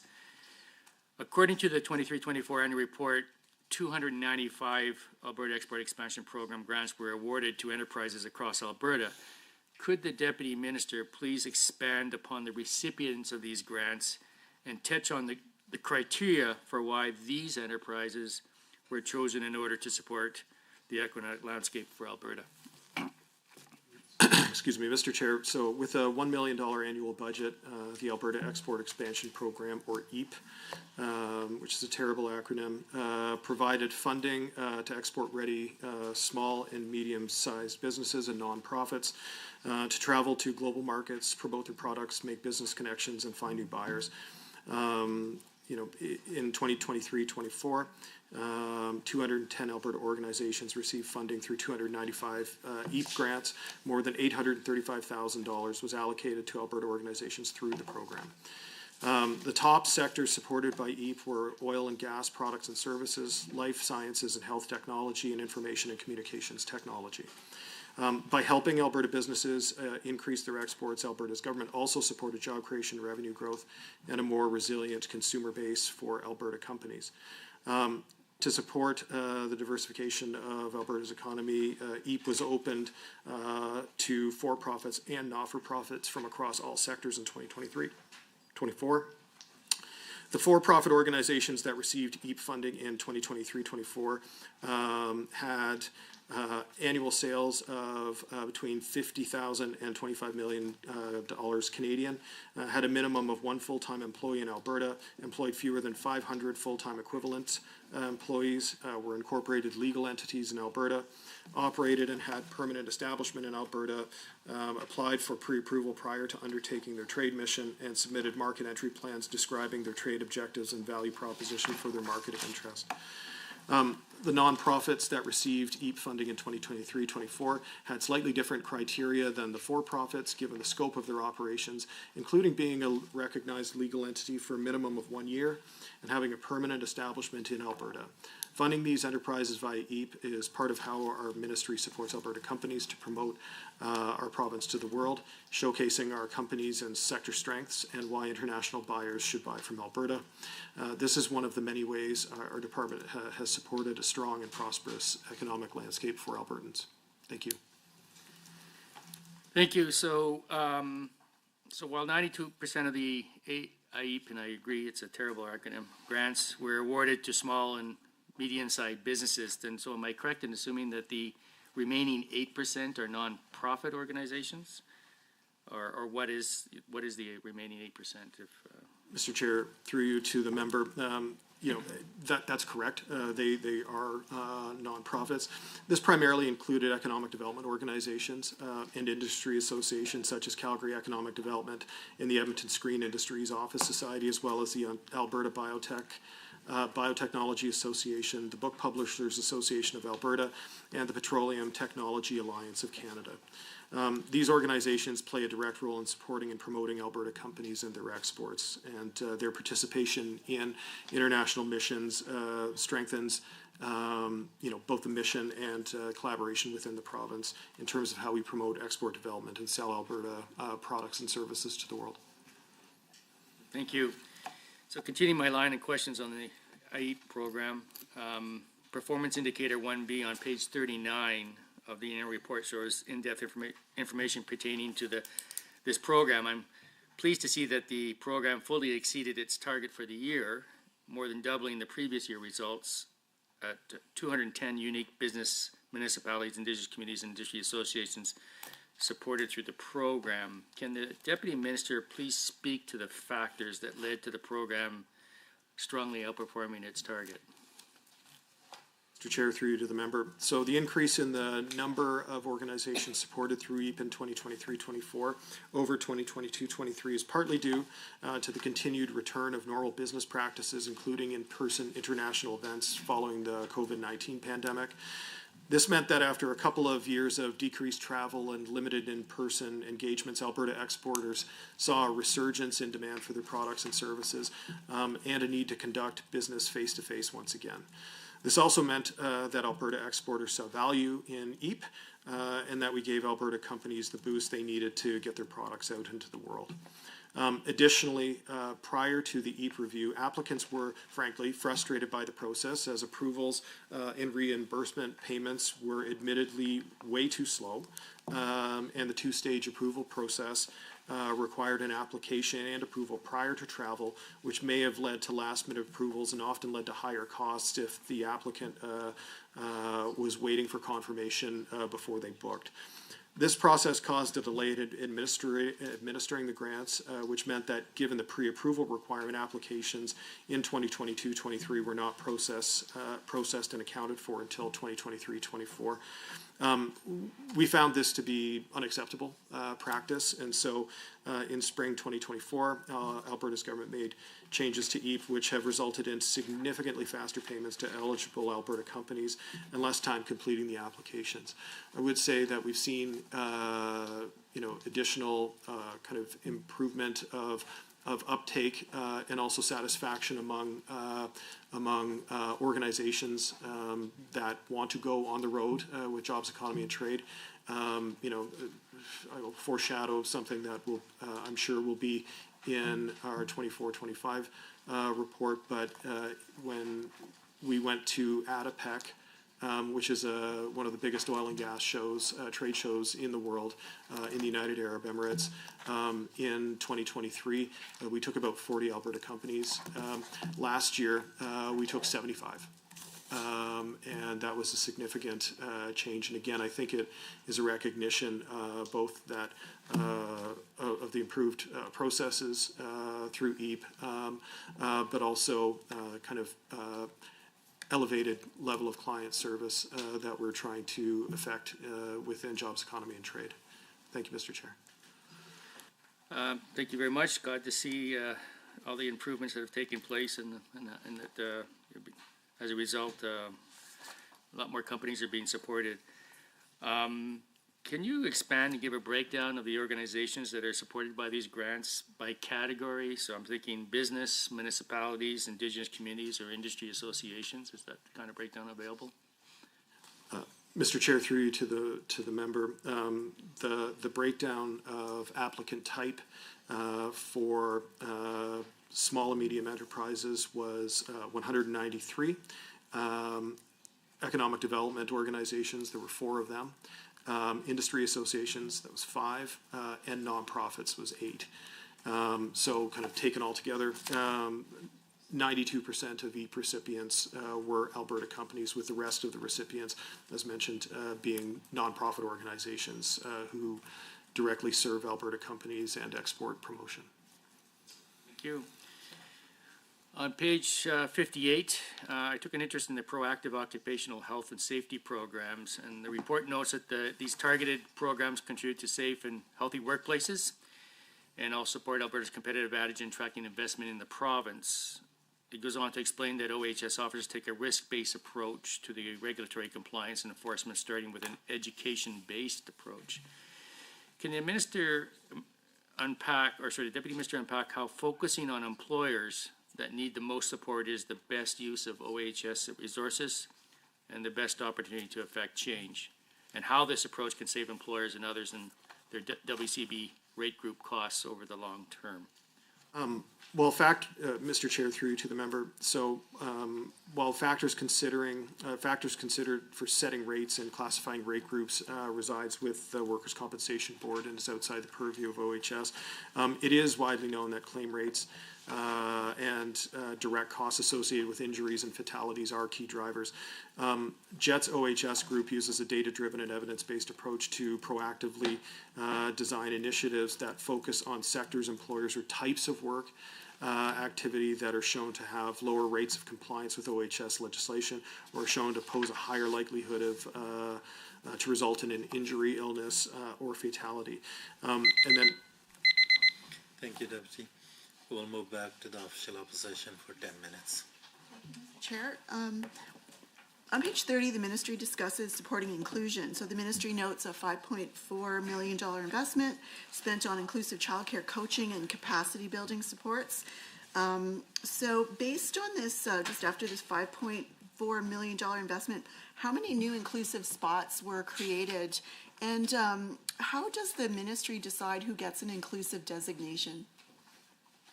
Mr. Chair, I'll ask ADM Liebert to respond. Yeah, so the inclusive childcare program is not space-based. What it does is it's coaching, yeah. How many, do you know, as a result of this $5 million investment, there must be some sort of measure for the department to know that it's working.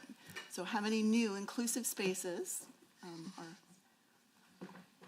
So 95% of childcare programs showed improvement in implementing inclusive strategies. inclusive spaces? So as you know, there's a lot of childcare desert spaces for kids with disabilities. So how many new spaces for a $5 million investment were created? So this program is not meant to create new spaces. People to create them. Actually, it's not facility. necessarily to create them, but to expand existing spaces to make sure that they are also inclusive. How many of the existing spaces that were not inclusive are inclusive now? I don't have that figure. So there's a $5 million investment, but the ministry doesn't have any sort of measure to let us know. This is an important investment, of course.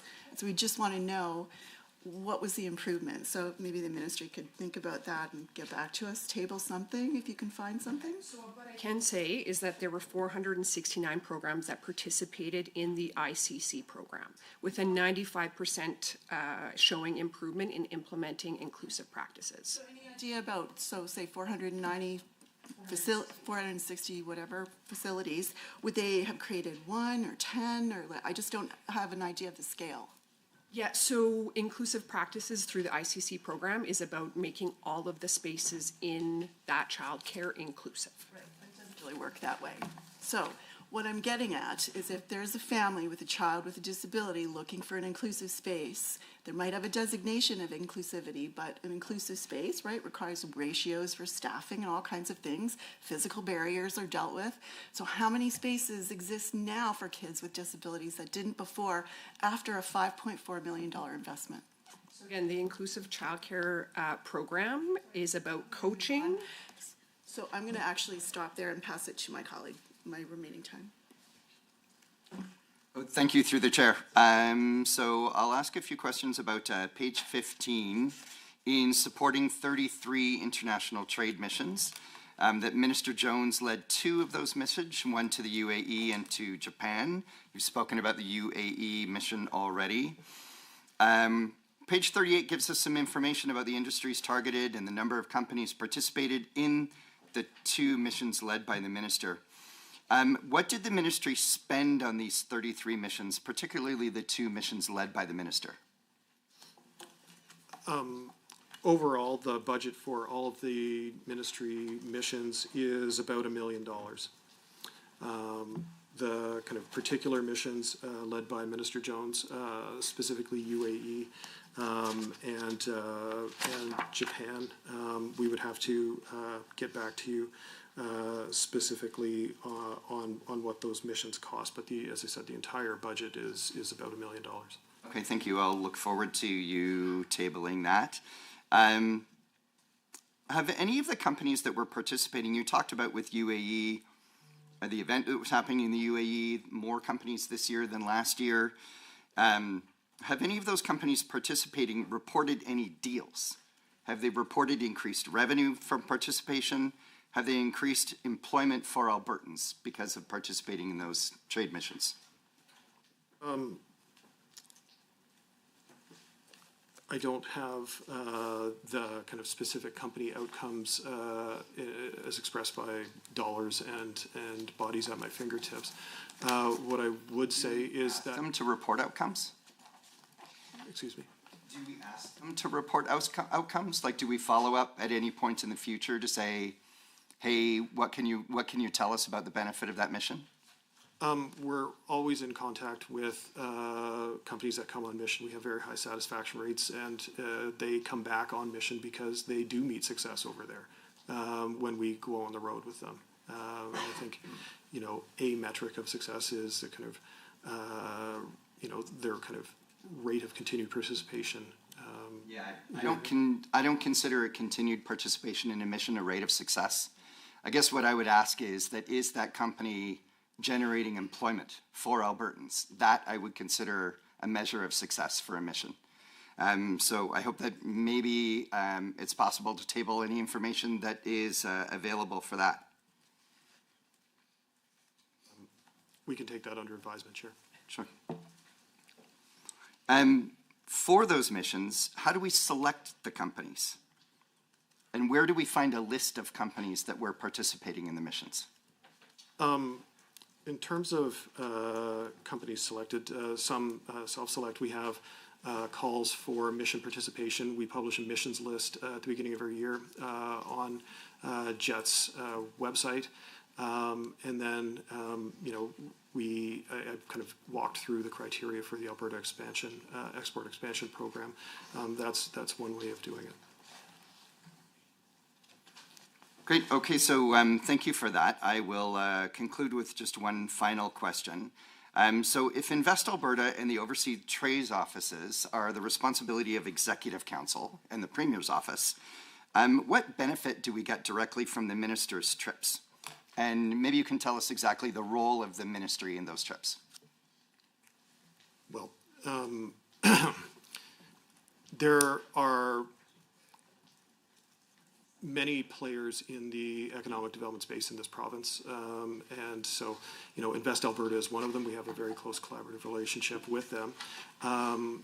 We do, sometimes we often work with them when we are overseas on missions. Invest Alberta also, though, has a specific role in cultivating, investment attraction into the. Well, Chair, if we're talking about missions, those tend to be. I apologize, Mr. Chair. I'm going to just call that, and I'm going to cede my time to Member Schmidt. Thank you very much. I want to get into sole source contracts. So on 1st of June 2023, the department sole sourced a company called GSMA Limited, located in Atlanta, Georgia, to build the Alberta booth as part of Canada Pavilion at MWC Barcelona 2024. How is it that an American company was sole sourced to build an Alberta booth at a trade fair in Spain? Mr. Chair, when we go on some missions, particularly ones where Canada is the anchor client, so to speak, we are obligated to use their vendors. And so that typically is why we have our booth vendors are sole source contracts. That's not the reason that was listed for sole sourcing the contract. I'm just wondering what efforts the department made to make sure that an Alberta-based or even a Canadian-based vendor was used to build the Alberta booth at a trade fair in Spain rather than an American vendor. Mr. Chair, as I said, typically when we go on the road with Canada and they are the anchor client, we use the same vendors that they do. And that leads to the sole source contracts for booth contracts. Throwing money away at the Americans to tell Alberta's story. I get it. Now, I want a final point on sole source contract database. There's a listing for multiple vendors, in quotes, for services listed as FDH agencies overseeing FDH educators, and that value is listed as $6.1 million. What are FDH agencies and educators? Those are family day home agencies and educators. Okay. And why would all of those sole source contracts be rolled up into one line item in the sole source contract database? Doesn't that violate the spirit of the purpose of the database to provide transparency into who's being given sole source contracts? Okay. ADM Rive will respond to this question. So on sole source contract disclosure, we of course work with Service Alberta to meet all the requirements of those of the information being released. And when it comes to family day home agencies, the historic practice has always been to group those together and to provide the one figure that we use for those specific agencies each year. Has any consideration been given to expand that practice so that Albertans get more transparency? Not that I'm aware of in terms of expanding on that practice, but in terms of... Thank you, ADM. We will move to the government side for 10 minutes of questions. Thank you, Mr. Chair. And through the Occupational Health and Safety Prevention Initiative, as outlined on pages number 58 and 59 in the annual report, it indicates in the report that the initiative supports the use of best practices for an effective OHS system through outreach and education campaigns based on user-centered design and knowledge translation principles. So on page 59, the report notes that the initiative focuses on 3 priority injuries and diseases, being musculoskeletal disorders due to repetitive use, overexertion and heavy lifting, slips, trips and falls, and psychosocial hazards, including workplace violence, harassment, and mental health. How were these three priorities selected? Mr. Chair, I'll ask ADM Miles Morris to respond to the question at the podium.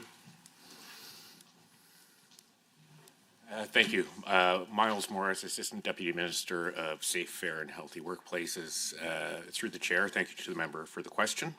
The goal of the prevention initiative is to continuously monitor and highlight areas where workers are most effective or have the greatest risk, and to allow the OHS system as a whole to work in a collaborative manner to address those. The desired outcomes of aligning the OHS system to these priority areas and workforces is to have a measurable influence on them. The priority areas mentioned by the member were selected based on a retrospective review of 10 years worth of available WCB data, a review of both national and international published peer-reviewed literature on OHS priorities for provincial and national jurisdictions, as well as validation of these priorities among interested parties in the province, including employers, labor organizations, health and safety organizations, and certifying partners. Additional rationale and further detail for each of the priority areas inclusion is listed in the prevention initiative itself. The prevention initiative also has a landing page on our website, which provides updates on what has been happening for each priority area since the launch of the initiative. As an example, musculoskeletal disorders were selected because they are consistently the primary cause for lost time and disabling injury claims, and account for roughly 2 in 5 WCB claims, so about 40% of claims. Thank you. I'll cede my time now to my colleague, MLA Armstrong Humniak. Thank you. Chair, through you, to the department, I'd like to take a moment to look at penalties and non-compliance. On page number 64 of the 23-24 annual report, I read that administrative penalties encourage compliance with the employment standards legislation. As outlined in the report, in the 2023-2024 employment standards issued one administrative penalty in the amount of $1,500. I also see that the standard penalty amounts begin at $500 and are issued in a progressive manner for repeated contraventions. Why was the one administrative penalty for 2023-24 set at $1,500 with no penalties issued in 2022-2023? Mr. Chair, I'll ask ADM Miles Morris to respond.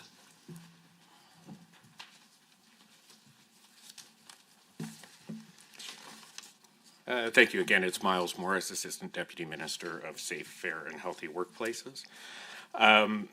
The employment standards legislation enables our officers to use administrative penalties, and there is some discretion in terms of the amounts, but through operational procedures, we have the starting amount is normally $500. However, it's not a one-size-fits-all approach, and we do assess kind of the relative severity of the contravention. And in the matter that's noted in the annual report, that was what we categorize as a level 3 contravention, which is on the more serious side. And operationally, we start that at $1,500. Contraventions are assessed on a case-by-case basis to determine whether an administrative penalty is warranted. And there can be a fair amount of variability year over year in terms of why one was assessed one year and one wasn't. It's just dependent on what we might be seeing at that particular time. Thank you. Chair, through you, again, I have another question. Staying on the issue of penalties and non-compliance, I would also like to look at chronic non-compliance. I see the process is outlined in the annual report, but I would appreciate a bit more context on how the issue of non-compliance is resolved and what a successful completion of the process looks like for the ministry. Chair, I'll ask ADM Morris to respond. Thank you. Thank you again, Miles Morris, Assistant Deputy Minister of Safe, Fair and Healthy Workplaces. Employers are chronically non-compliant within our employment standards program when they have 5 substantiated complaints within the previous 2 years. A previous non-compliant inspection in the last year. Employers currently under investigation who have failed to provide employment records or failed to comply with the direction of an officer, or who have an active judgment filed at the Court of King's Bench for previous contraventions of the Employment Standards Code. Chronically non-compliant assignments are assigned to our Special Investigations Unit, and they utilize their investigative tools such as inspections and follow-up inspections as to guide and educate chronically non-compliant employers of their responsibilities. Where required, employment standards will utilize additional enforcement tools, such as orders of officers, either employer audits or officer-directed audits, and administrative penalties to bring employers into compliance. A successful completion of the process leads to employees receiving their rightful entitlements under our legislation and the employer coming into full and continued compliance. And Chair, through you again. On page number 65 of the report highlights how occupational health and safety laws are there to ensure workers return home safely at the end of their shift. And compliance starts with education and ensuring all parties are able to follow the rules. There's an interesting chart of OHS field activities and lost time claim rate.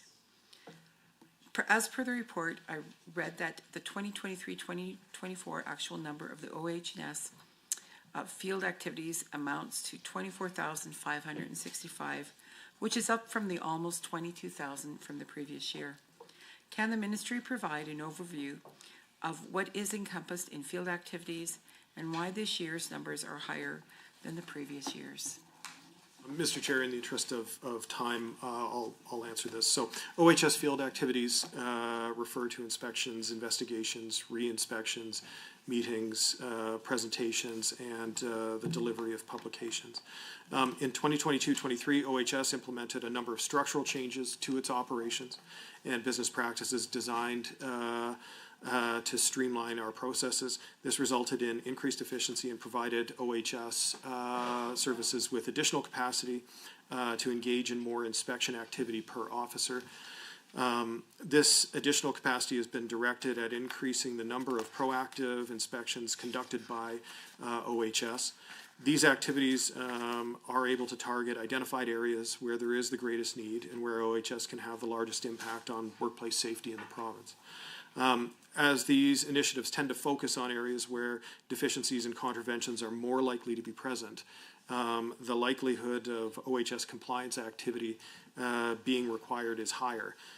These compliance activities tend to require additional field activities such as re-attendance to verify compliance with orders or re-inspections to monitor sustained compliance.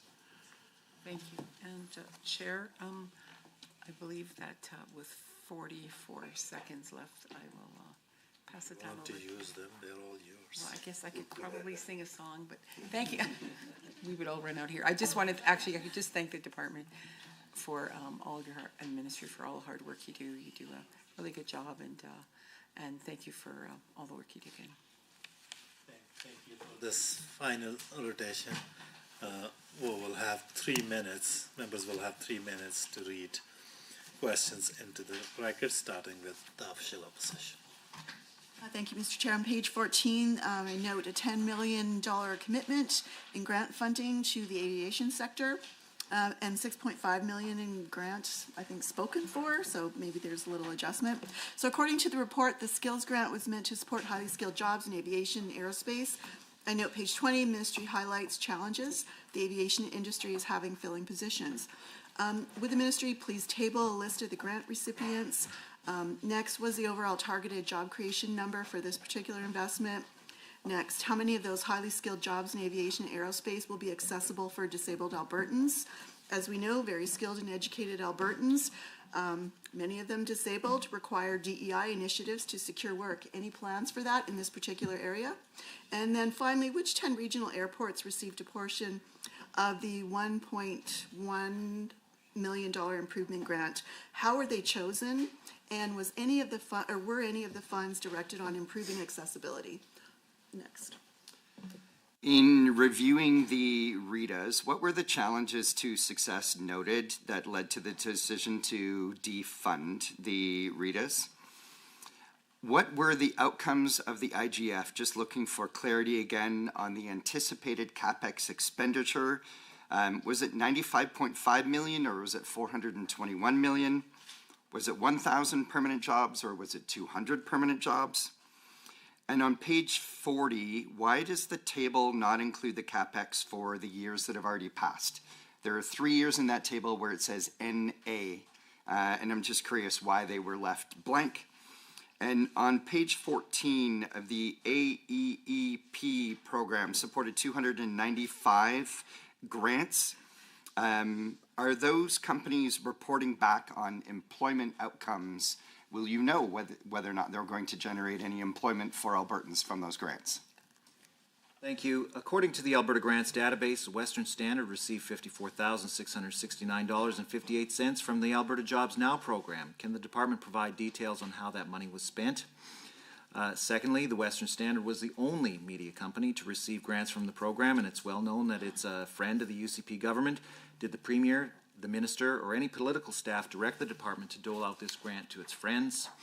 And finally, the Western Standard was recently running an advertisement that said, and I quote, "Tell Danielle, let's join the USA, americafund.ca. Is it the policy of this department to subsidize platforms that support Alberta separatism?" Thank you. Thank you. We will move to government members for 3 minutes. Thank you. On page 19 of the 2023-2024 annual report, I wanted to highlight the Northern Alberta Development Bursary Program, a program which encourages students to train for a wide range of in-demand jobs across Northern Alberta to help fill job vacancies in our rural and mid-sized communities. In the 2023-24 reporting period, there were 669 applicants to the NADB program across Northern Alberta.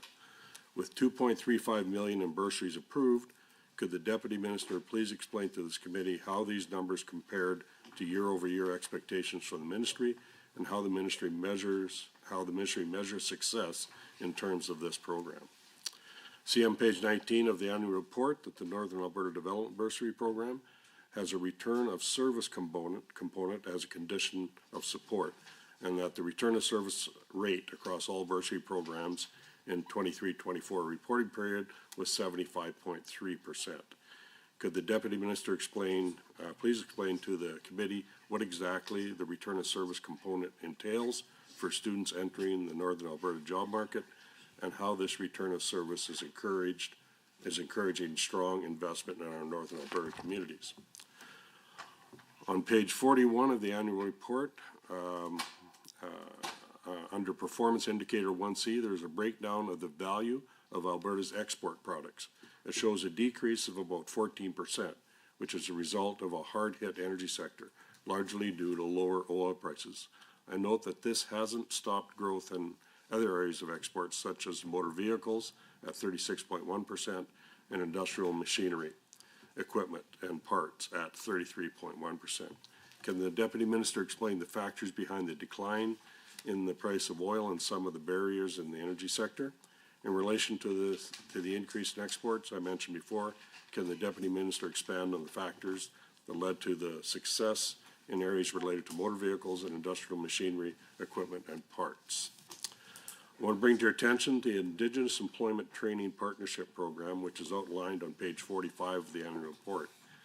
This incredible program plays a crucial role in supporting Indigenous-led training and employment, helping participants secure long-term employment and experience tangible career growth. Among the participants that completed the program, 67% of them found employment. This is an incredible positive sign, given that roughly 2/3 of all participants end up finding jobs after completing the program. Can the Deputy Minister please expand on the key aspects that have shaped this program's success? Thank you. Thank you, and I would like to thank officials from the Ministry of Job, Trades and Economy and the Office of the Auditor General for their participation here today, and we will ask that any outstanding questions be responded to in writing within 30 days and forwarded to the committee clerk. And at this point, we will take a 5-minute break.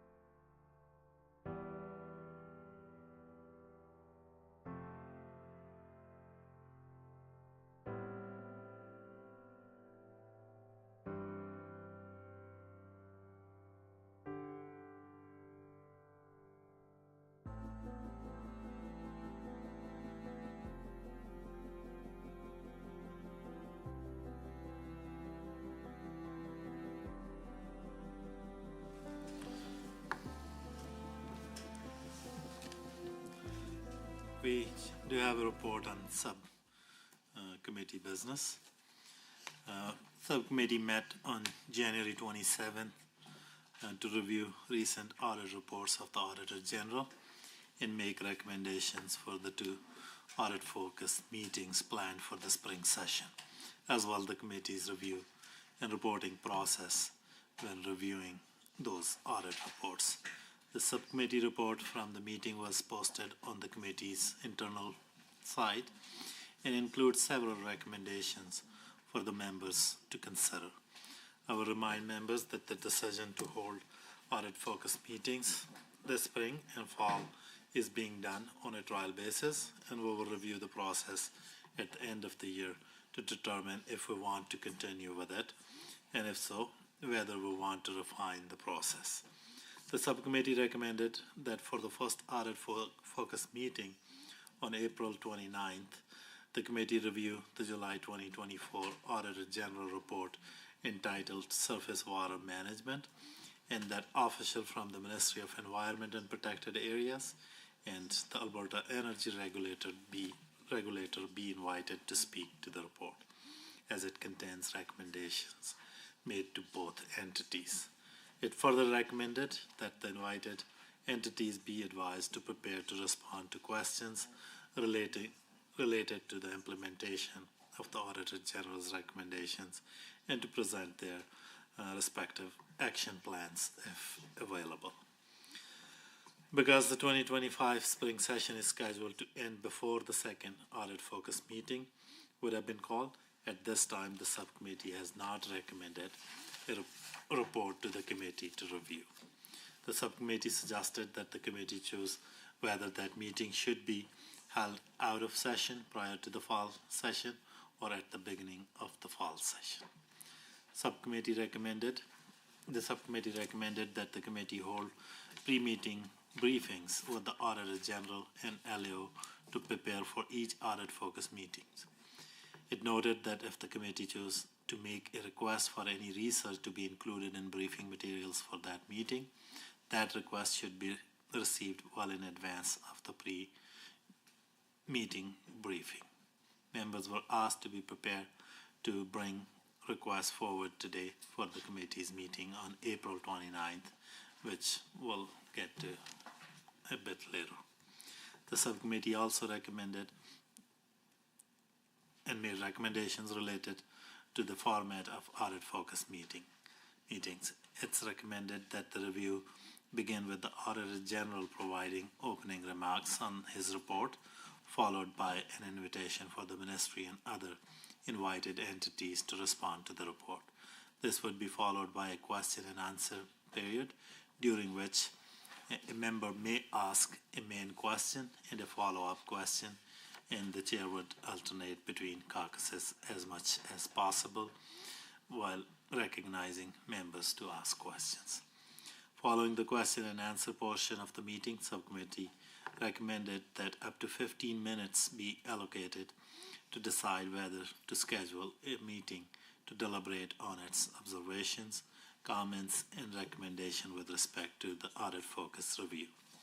If it chooses to hold a deliberation meeting, the subcommittee recommendation is that this meeting be scheduled shortly after the audit-focused meeting for at least an hour. At that meeting, the committee could decide if deliberations should be conducted in camera before returning to the record to move motions with respect to any recommendations it has agreed to make and discuss reporting to the legislature. Finally, the subcommittee recommended that the committee table a report to the Assembly after its first audit-focused meeting to inform the legislature that it is engaging in some audit-focused committee meetings on a trial basis. I will now ask Deputy Chair if he has any comments to make or wants to add something to it. Yeah, I'll just be short. I appreciated the process we went through to get this part going and how we've communicated, and I'm really looking forward to the first one that we do and see how it goes, and any improvements we can make as we go through the process. And I think this could be really good. We've seen this done in different parts of the country, and the Auditor General does a lot of work, and it should be reviewed from time to time. So I'm really looking forward to the process that we're advancing here. Thank you very much.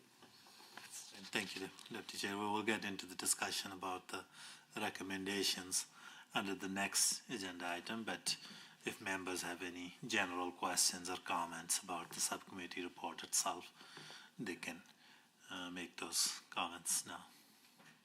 Sorry, just a point of clarification, Mr. Chair. You said that we'll be dealing with the recommendations of the subcommittee's report on agenda item number 6. Is that correct? Yes. Okay, so right now we're just discussing the content of the report. Is that correct? Yeah, content of the report, some general observations or comments. Well, I do have a couple of comments with regard to the subcommittee's report. You know, like Member Rosewell identified, these audit-focused meetings is something that other public accounts committees undertake in other provinces, and I'm glad that the government is willing to undertake this process here at this committee. However, I am beginning to get the sense that their commitment to delving into the Auditor General's recommendations is wavering somewhat when I review the committee's or the subcommittee's recommendations. I will note that at the last meeting of the Public Accounts Committee, it was government members who highlighted in particular health and senior services and housing ministry, particularly the housing recommendations that the Auditor General recommended in one of his previous reports, and said that they had heard concerns from their constituents about the state of housing, particularly for seniors, and that they were welcoming the opportunity to dig into this. Now we have a subcommittee report that doesn't make any mention at all of the seniors' housing and community service. I can't remember what the ministry is, but that recommendation report. Moreover, we have a report that looks at recommending that we delve into the surface water management audit that the Auditor General undertook.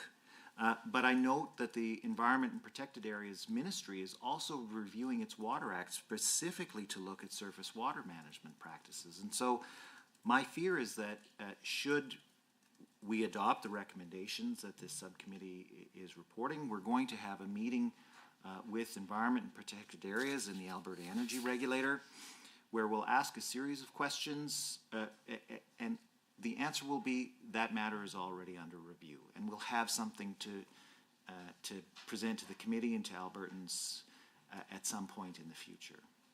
So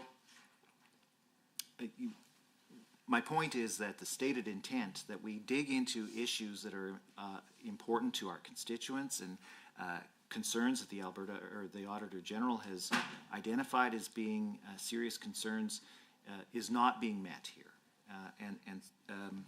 Furthermore, it's incredibly concerning to me that the subcommittee is recommending that we defer the decision on a date set for the second audit committee. Now, I would put it to the members of the committee that if this is important work, that we shouldn't waste any time in setting a date for the second audit meeting. I will also note that the previous reason that government members have given for not scheduling past the 13th of May, I think is the last scheduled meeting for public accounts, is because the session will have concluded by that time. However, just yesterday at his press press conference, the government house leader himself talked about how ambitious the agenda is of the government. And so we have no guarantees that the session will end by the date set in the calendar. It's very likely that we'll run past the scheduled end date given in the calendar right now. So given that this is such an important piece of work that the government members have said that they want to undertake, and given that it's highly likely that the session will extend beyond the scheduled date for sitting right now, I'm very concerned that the subcommittee's recommending that the second audit-focused meeting not be scheduled at this time. So those are a couple of the comments that I would like to make on this report. Thank you, Member Schmidt. Anybody else? Point of clarity, Mr. Chair. So if I'm not on this committee, I'm just in for Mr. Sear, but now, from what I understand, though, the subcommittee is made up of yourself, which is a colleague of Member Schmidt, and our colleague. Is that correct? The committee consists of myself as Yourself? chair of the committee and deputy chair. Okay, so in this situation, I'm not sure I'm understanding Member Schmidt. He is concerned with your ruling on this or your direction? It's not my ruling on it. It's for the members to decide what they want to do. So members are well within their right to disagree with subcommittee's recommendations. But your recommendation is this, though? That's subcommittee's recommendation. Okay, all right, thank you. Anybody else? Well, we have a few items to discuss, and as I said, that audit focus review process is being done on a trial basis, and once we have a better idea of which process worked and which didn't, we can determine if we want to continue with the audit focus meetings, and if so, whether to modify the practice for future meetings. So, choice members of the committee have that if they are in favor of accepting all the recommendation of subcommittee has made, the committee could move one motion to adopt all of the recommendation contained in the subcommittee report. And to be clear, this would include selecting the Auditor General Surface Water Management Report for review on April 29th and inviting the Ministry of Environment and Protected Areas and Alberta Energy Regulator to participate, as well as accepting the OAG briefing, the meeting format, and the reporting process as outlined earlier by me and contained in the report. And secondly, committee could also discuss and adopt recommendation separately, and they can move, I guess, to choose to discuss each recommendation individually, so that will be up to the members. So I'm looking for members' direction or their preference. Member Schmidt. Thank you, Mr. Chair. I do have a motion to make with respect to the audit focus meetings, if I can. So we are voting on subcommittee's recommendation then individually. Is everybody okay with that? Okay. So,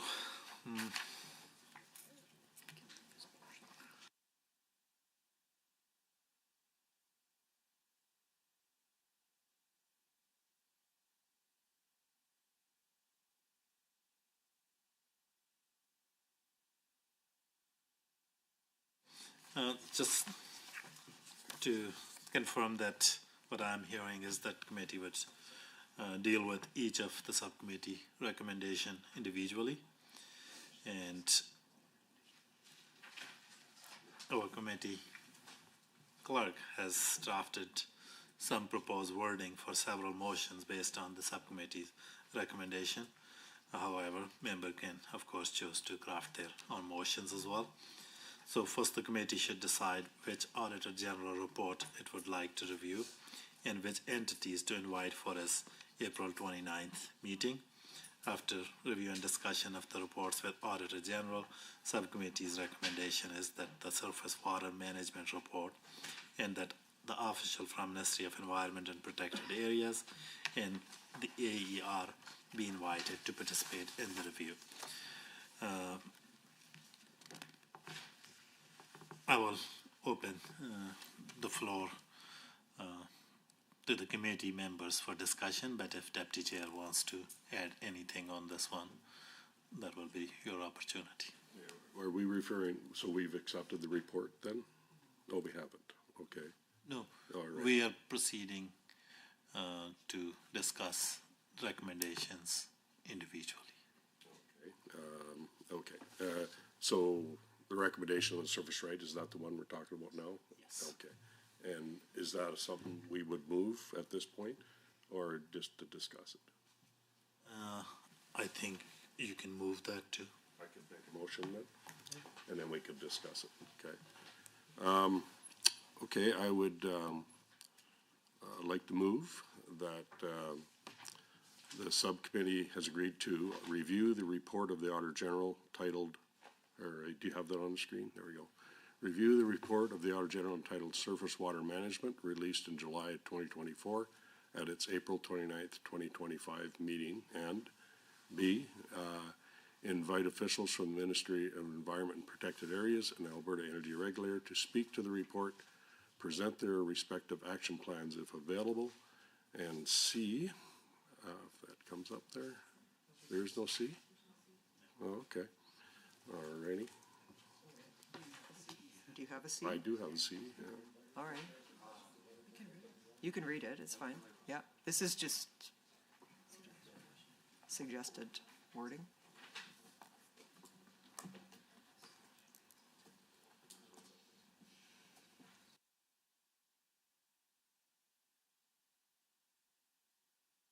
Okay, well, I guess we'll go with that. Fair questions about inflation, yeah. Yeah, I just think it's, we'll go ahead, No, that's okay. I'm just confirming, so that's the entire motion? Sure, we'll go with that. Okay. So, any discussion? Go ahead. Member Schmidt. Yeah, thank you, Mr. Chair, and perhaps I cut off Mr. Rosewell before he had a chance to explain his rationale for this motion. But when I made my comments on the subcommittee's recommendations, I did note my concern that this may not be the best time to dig into the surface water management report that the Auditor General released, given the fact that Environment and Protected Areas is undertaking a review of the Water Act and all of its associated regulations. So I'm just wondering if Mr. Rosewell or any of the other government members would indicate why this is a priority now, given that the ministry is already undertaking a review, why this is a priority over looking at a bunch of the other reports that the Auditor General has released. Yeah, I just, well, we felt in the subcommittee it was a good one to start with, to be honest. It's, you know, water is critically important. We've increased the irrigation land. There's reservoirs being proposed. Like, there are things that are being talked about, and it's just a good one to start with and get our feet wet, and then move on to the next ones. As good as any, you know. It's yeah, right. So so that's the main one, and the one that you've talked about, we're aware of that one, and that one could come up, and I've got no objection to doing something like that. But we just need to do in. And again, it was proposed to have two in the spring, and now it's just the one this spring because of when we're projected to be finished sitting. So that's why we suggested maybe an out-of-session one prior to the fall, so we don't disrupt what we're planning on doing in the fall with the ministries and departments that we want to review at that time, because we do want to get as many of those in as possible. You know, so doing one out of session, if just to make sure then we can know when we're going to do it. That's the logic behind it. Thank you very much. I'm just wondering, Mr. Chair, if Mr. Rosewell or any of the other government members share our concern that we won't really get meaningful answers, given the fact that this is under review. I mean, we've all been in public accounts for a very long time. We know that even under the best of circumstances, departments are reluctant to provide fulsome answers. And especially given that this is under review right now from the department, how certain is the government, or what's the government's plan for getting around the stock answer that this is under review, and this is not the right time to talk about this? How will we get meaningful answers to the questions that the Auditor General has raised in his report? The administration departments, it's, you know, like, we'll communicate to them, like, we need you to take this seriously. We are. This is a great new thing we've added to public accounts. And you know, we don't, it's, you know, in the end, it's learnings. In talking to the Auditor General, what do we try to do here? Well, we're trying to get learnings from what the review has said, where the problems are. So I just, hopefully we'll get the answers that we want, and it's not, winds up happening what your concerns are. Like, those are legitimate concerns, but hopefully we'll work our way through them, and we'll do a good job, and they will as well. I mean, it's our role in opposition to be ever skeptical about the government's assurances without a concrete plan. I'm gonna put the Auditor General here on the spot. I mean, the Auditor General often reviews works with departments to review the recommendations, understand when they're ready for review, that kind of thing. I'm wondering if the Auditor General can give us his perspective on the surface water management recommendations that he made, the undertaking of the Department of Environment to review the Water Act, and whether or not he thinks that this is the right time to ask these questions, or if it would be better addressed once the government has finished its review of that act. Well, let me state with just an overarching comment that I think this is a great process. It's a significant role of the Public Accounts Committee is to bear down on Auditor General's report. And as I said to the subcommittee, this might seem innovative here in Alberta. We're going to do it as a trial basis. This is happening on an ongoing basis in other jurisdictions. I mean, it is the majority of the time that the PAC spend is bearing down and asking management what they're doing. And those interactions generally happen right after right after they release the report. Now, in Alberta, the history here has been somewhat a little broader in the sense that we include a review of all of the ministry annual reports, and that has been a great focus of the discussion. Just like today, there was no questions, not one question about the outstanding recommendations at this particular ministry. So, as I said, I'm mentioning this to give the committee assurances that I'm very pleased with the direction it's going, and even any question, no matter the timing of the committee to management, is progress from my perspective. There's always, how do I answer the question on timing? I hope that there's progress on the recommendations. I hope that the government and management is working to address the recommendations. I think that part of the issue to deal with the challenge that you're raising is it's not just the one question. So if the response is, well, we have a committee or we have something, what's behind that, and where are you going, and how will you know to management? So I take your concern, but I think there's always going to be some level of progress that will be going on that the committee will have to deal with. So a number of recommendations take much longer than others. And I don't know how long it will take before these recommendations are completely implemented. I mean, there's obviously work ongoing. Is it going to be within a year, 2 years, 3 years? I don't know. Some recommendations we think will take a very short period of time, and then they last for 8 years while work is ongoing. So I take your concern. I guess my point is, let's get it started.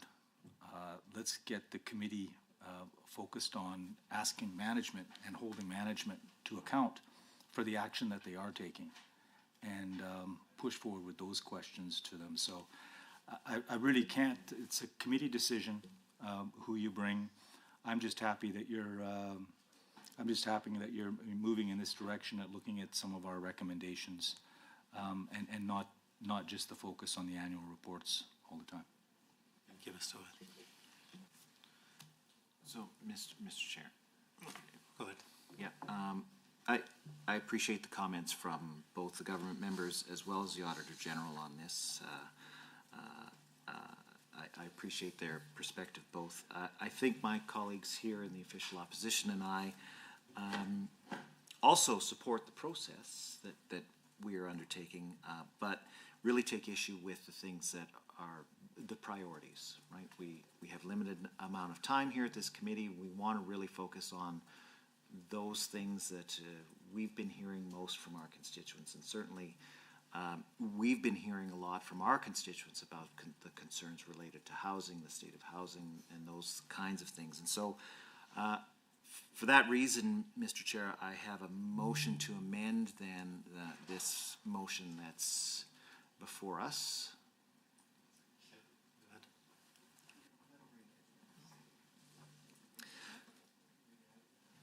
So I want to amend the motion by striking out, amend the motion by saying that the Standing Committee on Public Accounts, A, review the report of the Auditor General, but then strike out entitled Surface Water Management released in July 2024 and replace that with entitled Audit of the 23-24 Consolidated Financial Statements of the Province of Alberta released in November 2024.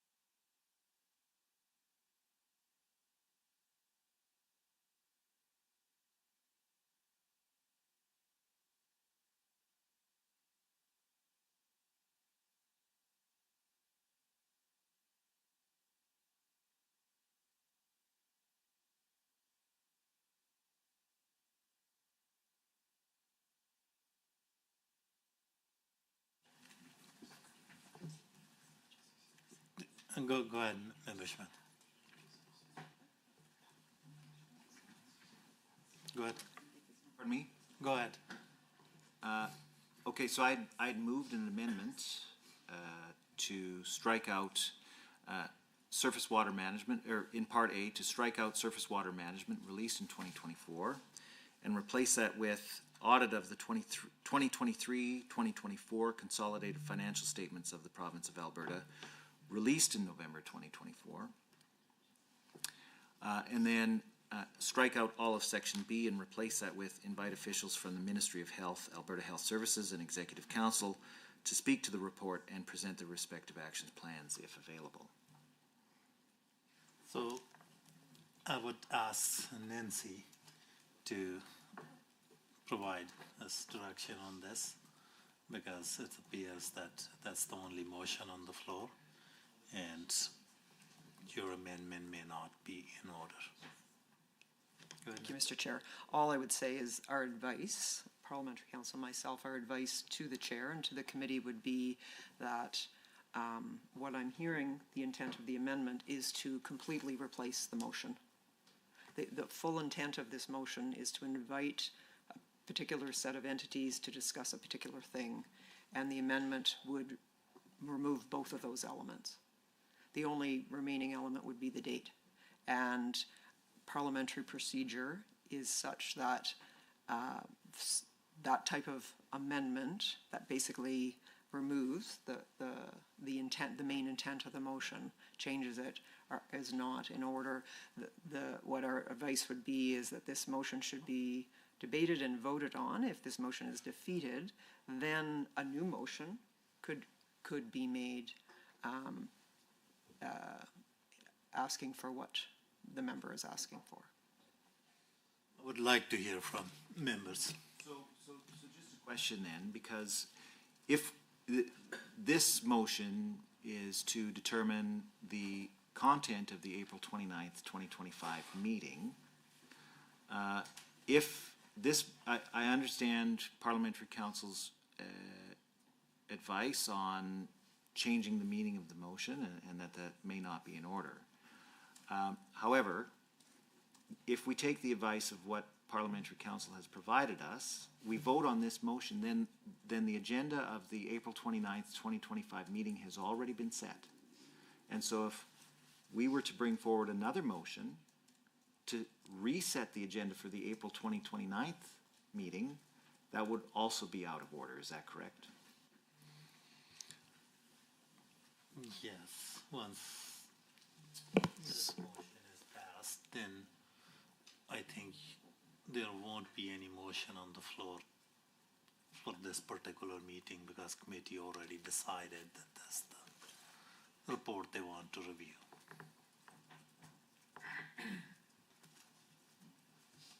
So then I would ask the chair, then what opportunity does a member have to present an alternative agenda for the April 2029 meeting? If we can't amend the motion to set the agenda, and we can't bring forward another motion to set the agenda, here we are just discussing a government motion, and we don't have an opportunity to present an alternative. Anybody else? Well, what I'd suggest is you could try to defeat this motion. That's the alternative. And if you don't, then we go with this. And that's the process that would have to happen. Well, that's the advice I'm getting from my staff, but give me, I think, 5 minutes. Let me talk about it, and we will reset while I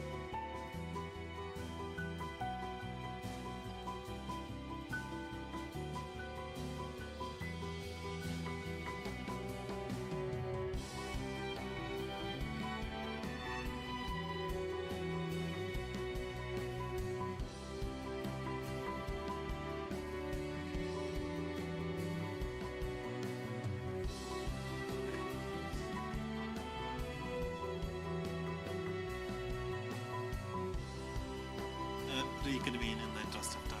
I said 5 minutes.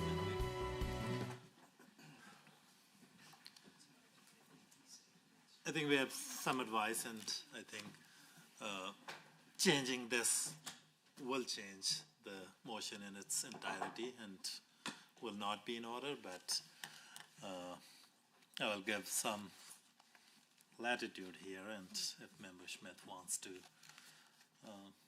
talk about why he wanted a different ministry, he could, but otherwise that's the motion on the floor, and it cannot be amended in its entirety.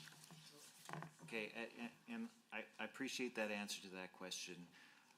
My second question, Mr. Chair, was then on the issue of, again, proposing an alternative agenda for the April 29th meeting. Is my understanding correct that once this motion is voted on, and if it's passed, then I will not have another opportunity to offer an agenda for the April 29th meeting? Is that correct? Okay. Well, all I will say is that I disagree with the members' priorities. I'm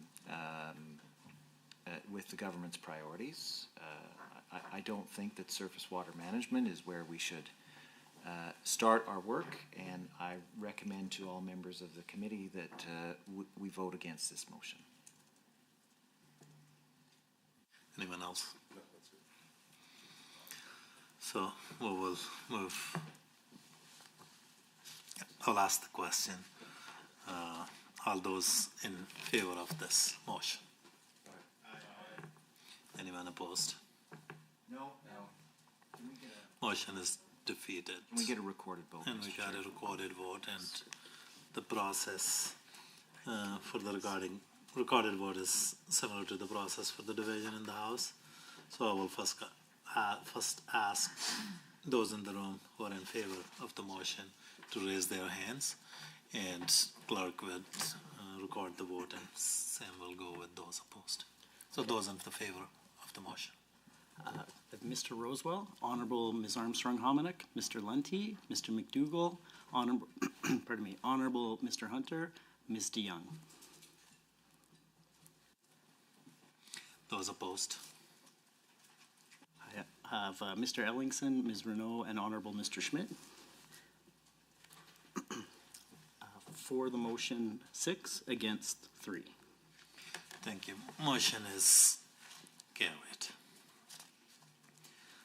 The subcommittee recommended that Auditor General and Legislative Assembly Office provide a briefing to the committee on the relevant report to help it prepare for its audit focus meeting. This briefing would be provided off the record, as we have done with our other briefings.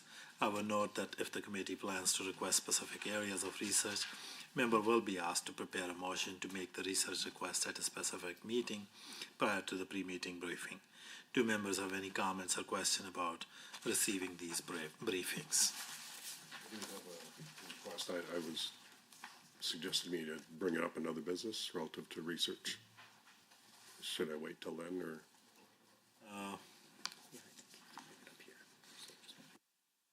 Can bring it on. I can bring it down. Okay. I'd like to move that the Standing Committee on Public Accounts direct the Legislative Assembly Office to provide information on Government of Alberta negotiated water sharing agreements in Alberta since 2019 for the committee's briefing on April 29th, 2025.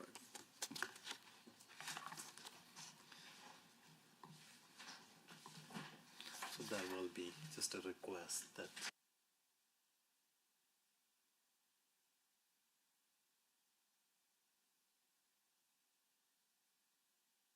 Because the committee directs. before. So that's the motion before the committee to request that information. So any discussion? Sorry. Mr. Chair,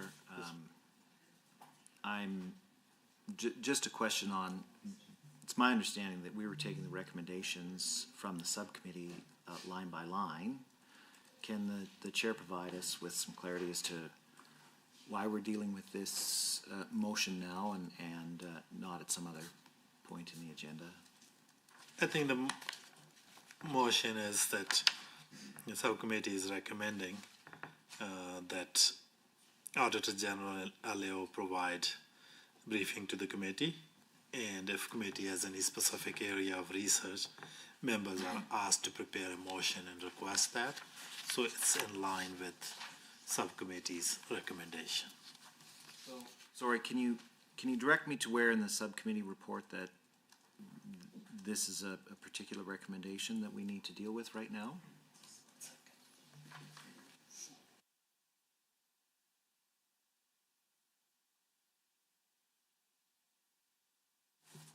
The recommendation there is that the committee have a pre-meeting briefing with the Office of Auditor General and Legislative Assembly Office to prepare for its audit focus meeting, and that the committee, where practicable, provide direction to the Auditor General and Legislative Assembly staff on areas of audit in which it is interested and on which it wishes further information well in advance of pre-meeting briefing. So it will be in line with that one, that they are requesting this additional information. Sorry, Mr. Chair. You were reading out that information. I'm trying to follow along in the subcommittee's report. What page and which section of the subcommittee? Page 5, under 4.2, bullet point. Okay, so, sorry, so I think we're jumping the gun here then, because we're not finished with the recommendations from 4.1.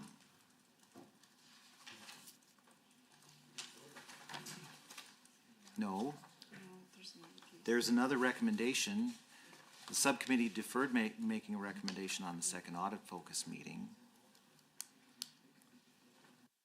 Of the subcommittee's recommendation, so we can deal with any of the recommendation. To take them in order, we can go back to, okay, understood. Yeah. Do you have anything to discuss on this one? Members, any discussion on this? So I will put the question, all those in favor of this motion? Aye. All those opposed? Seeing none, motion is carried.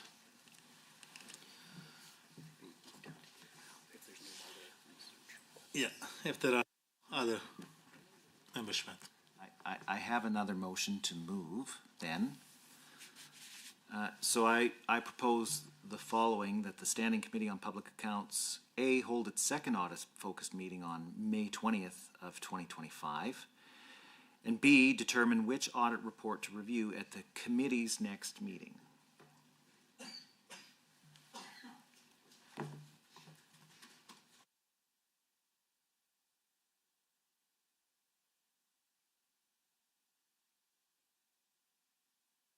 The screen.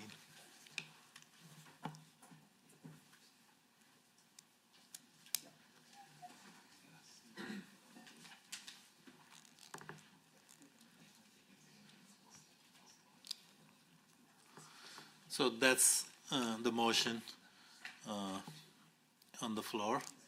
Any discussion on the motion? Thank you, Mr. Chair. So again, in my comments on the subcommittee's recommendation,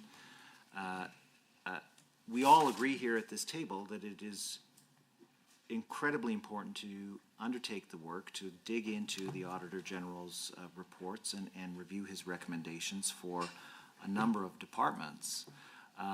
It was disappointing for me to see that the subcommittee had recommended deferring making a decision on the date of the second audit focus meeting, because according to the 2025 sessional calendar, the spring sitting will conclude by the date set for the committee. But we know, of course, that given the government House leader's press conference yesterday, that the government is proposing an ambitious agenda. We have many pieces of legislation to discuss.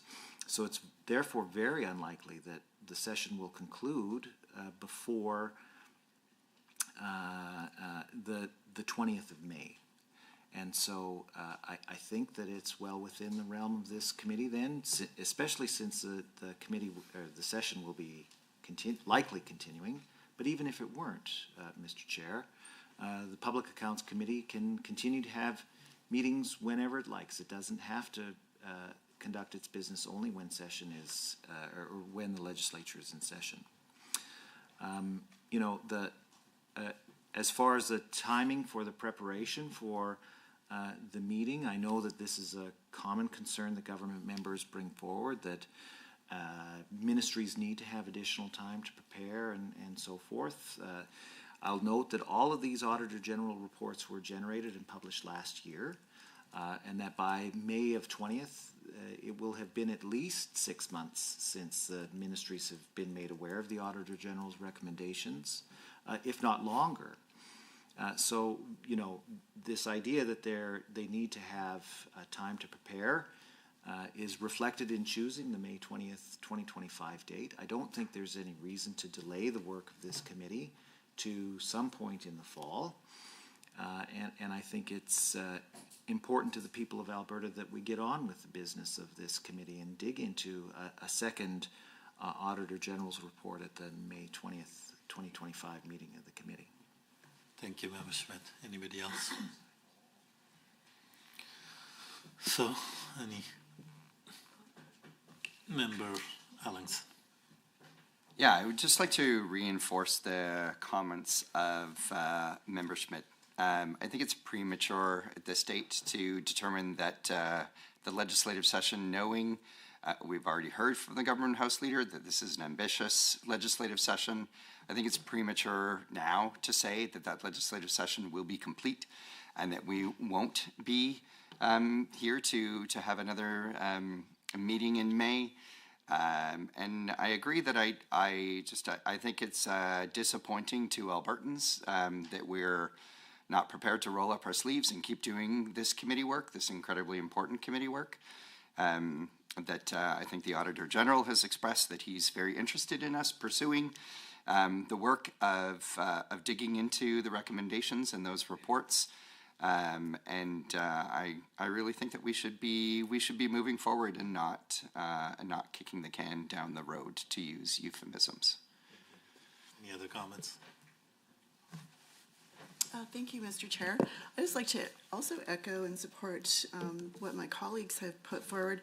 So I think, you know, I actually didn't watch the presser, but I believe what my colleague said, that the Government House Leader, you know, talked about how ambitious the legislative calendar is and the schedule. And I just like to point out, too, that over the last few years, we really have we are sitting less days, and I think that doesn't have to impact the work of PAC. And so I think for us to look at, you know, let's get ahead of ourselves a little bit and let's get this work done. I think the comments from the Auditor General earlier about, you know, focusing on recommendations and the state of the recommendations is important for us to do this work. I'd also like to comment on, you know, the subject matter that we're talking about. So I think you probably have to live under a rock not to know what's happening in Alberta with in terms of health and healthcare. It's like almost the reporting every day just uncovers something new. And so I think it would go a long way for the people of Alberta to know that there's an all-party committee that's willing to do the hard work and maybe, you know, extend it a little bit, even if we do rise before the date that we're talking about, that we demonstrate that this is an all-party committee, regardless of politics and what's going on with government in terms of health and in AHS, that we're willing to put that aside and really, you know, plan something for even if we do rise. So I do think it's really important. Yeah, let's take a stand. I mean, if we want to establish a new path forward, Mr. Chair and Deputy Chair, I think this would go a long way to establishing that. Any other comments? Seeing none. Chair, I do have a question for the committee. So I understand that the subcommittee has deferred making a recommendation on the second audit-focused meeting because the sessional calendar is scheduled to end before the meeting will be held. and that the subcommittee indicated that the committee could decide whether the second audit-focused meeting should be held out of session or during the committee's meetings during the 2025 fall sitting. So if we don't make a decision here today on the next date of the second audit-focused meeting, then when will the committee make a decision about the date of the second audit-focused meeting and the subject matter of that audit-focused meeting? I think that will be decided in some future subcommittee meeting, which hasn't been scheduled yet. So it will be decided on that. And has the subcommittee undertaken to set a date for setting that? Like, you know, it's my concern that we are not going to get this on the agenda again before the session rises, and then we will be left not knowing when the date of the second audit-focused meeting will be and what the subject matter is. And so I think it's incredibly, if it's not May 20th, when will it be? It was under other business we were going to talk about the next subcommittee meeting, and certainly that will be on agenda for next subcommittee meeting to decide when and which ministry or which department, which report that we want to look at. I'm also looking at time, and we are quite short on time. On this one, if no other comments, I'm prepared to ask the question. All those in favor of this motion? Aye. Aye. All those opposed? Can we get a report on that, Mr. Chair? Sure. So, all those in favor of this motion, please raise your hands. Mr. Ellingson, Ms. Renault, and Honorable Mr. Schmidt. All those opposed? Mr. Rosewell, Honorable Ms. Armstrong-Hominick, Mr. Lunty, Mr. McDougall, Honorable Mr. Hunter, and Ms. DeYoung. Thank you. This motion is carried. I think you're supposed to say how many defeated. Sorry, yeah. For the motion, 3 against 6. So this motion is defeated. So we are back to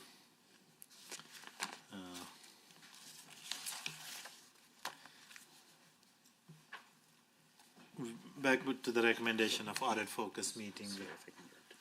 Yeah, but before I move to the next, I do want to seek unanimous consent if committee wishes to extend the meeting time past the scheduled time. So I will ask one question. Is anybody opposed to?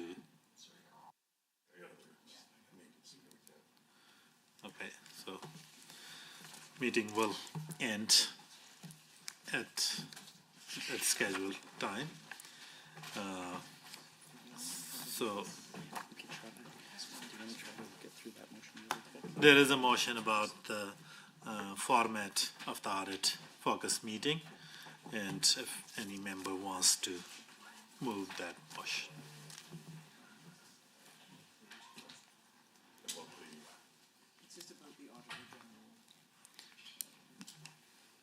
I can do this, sure.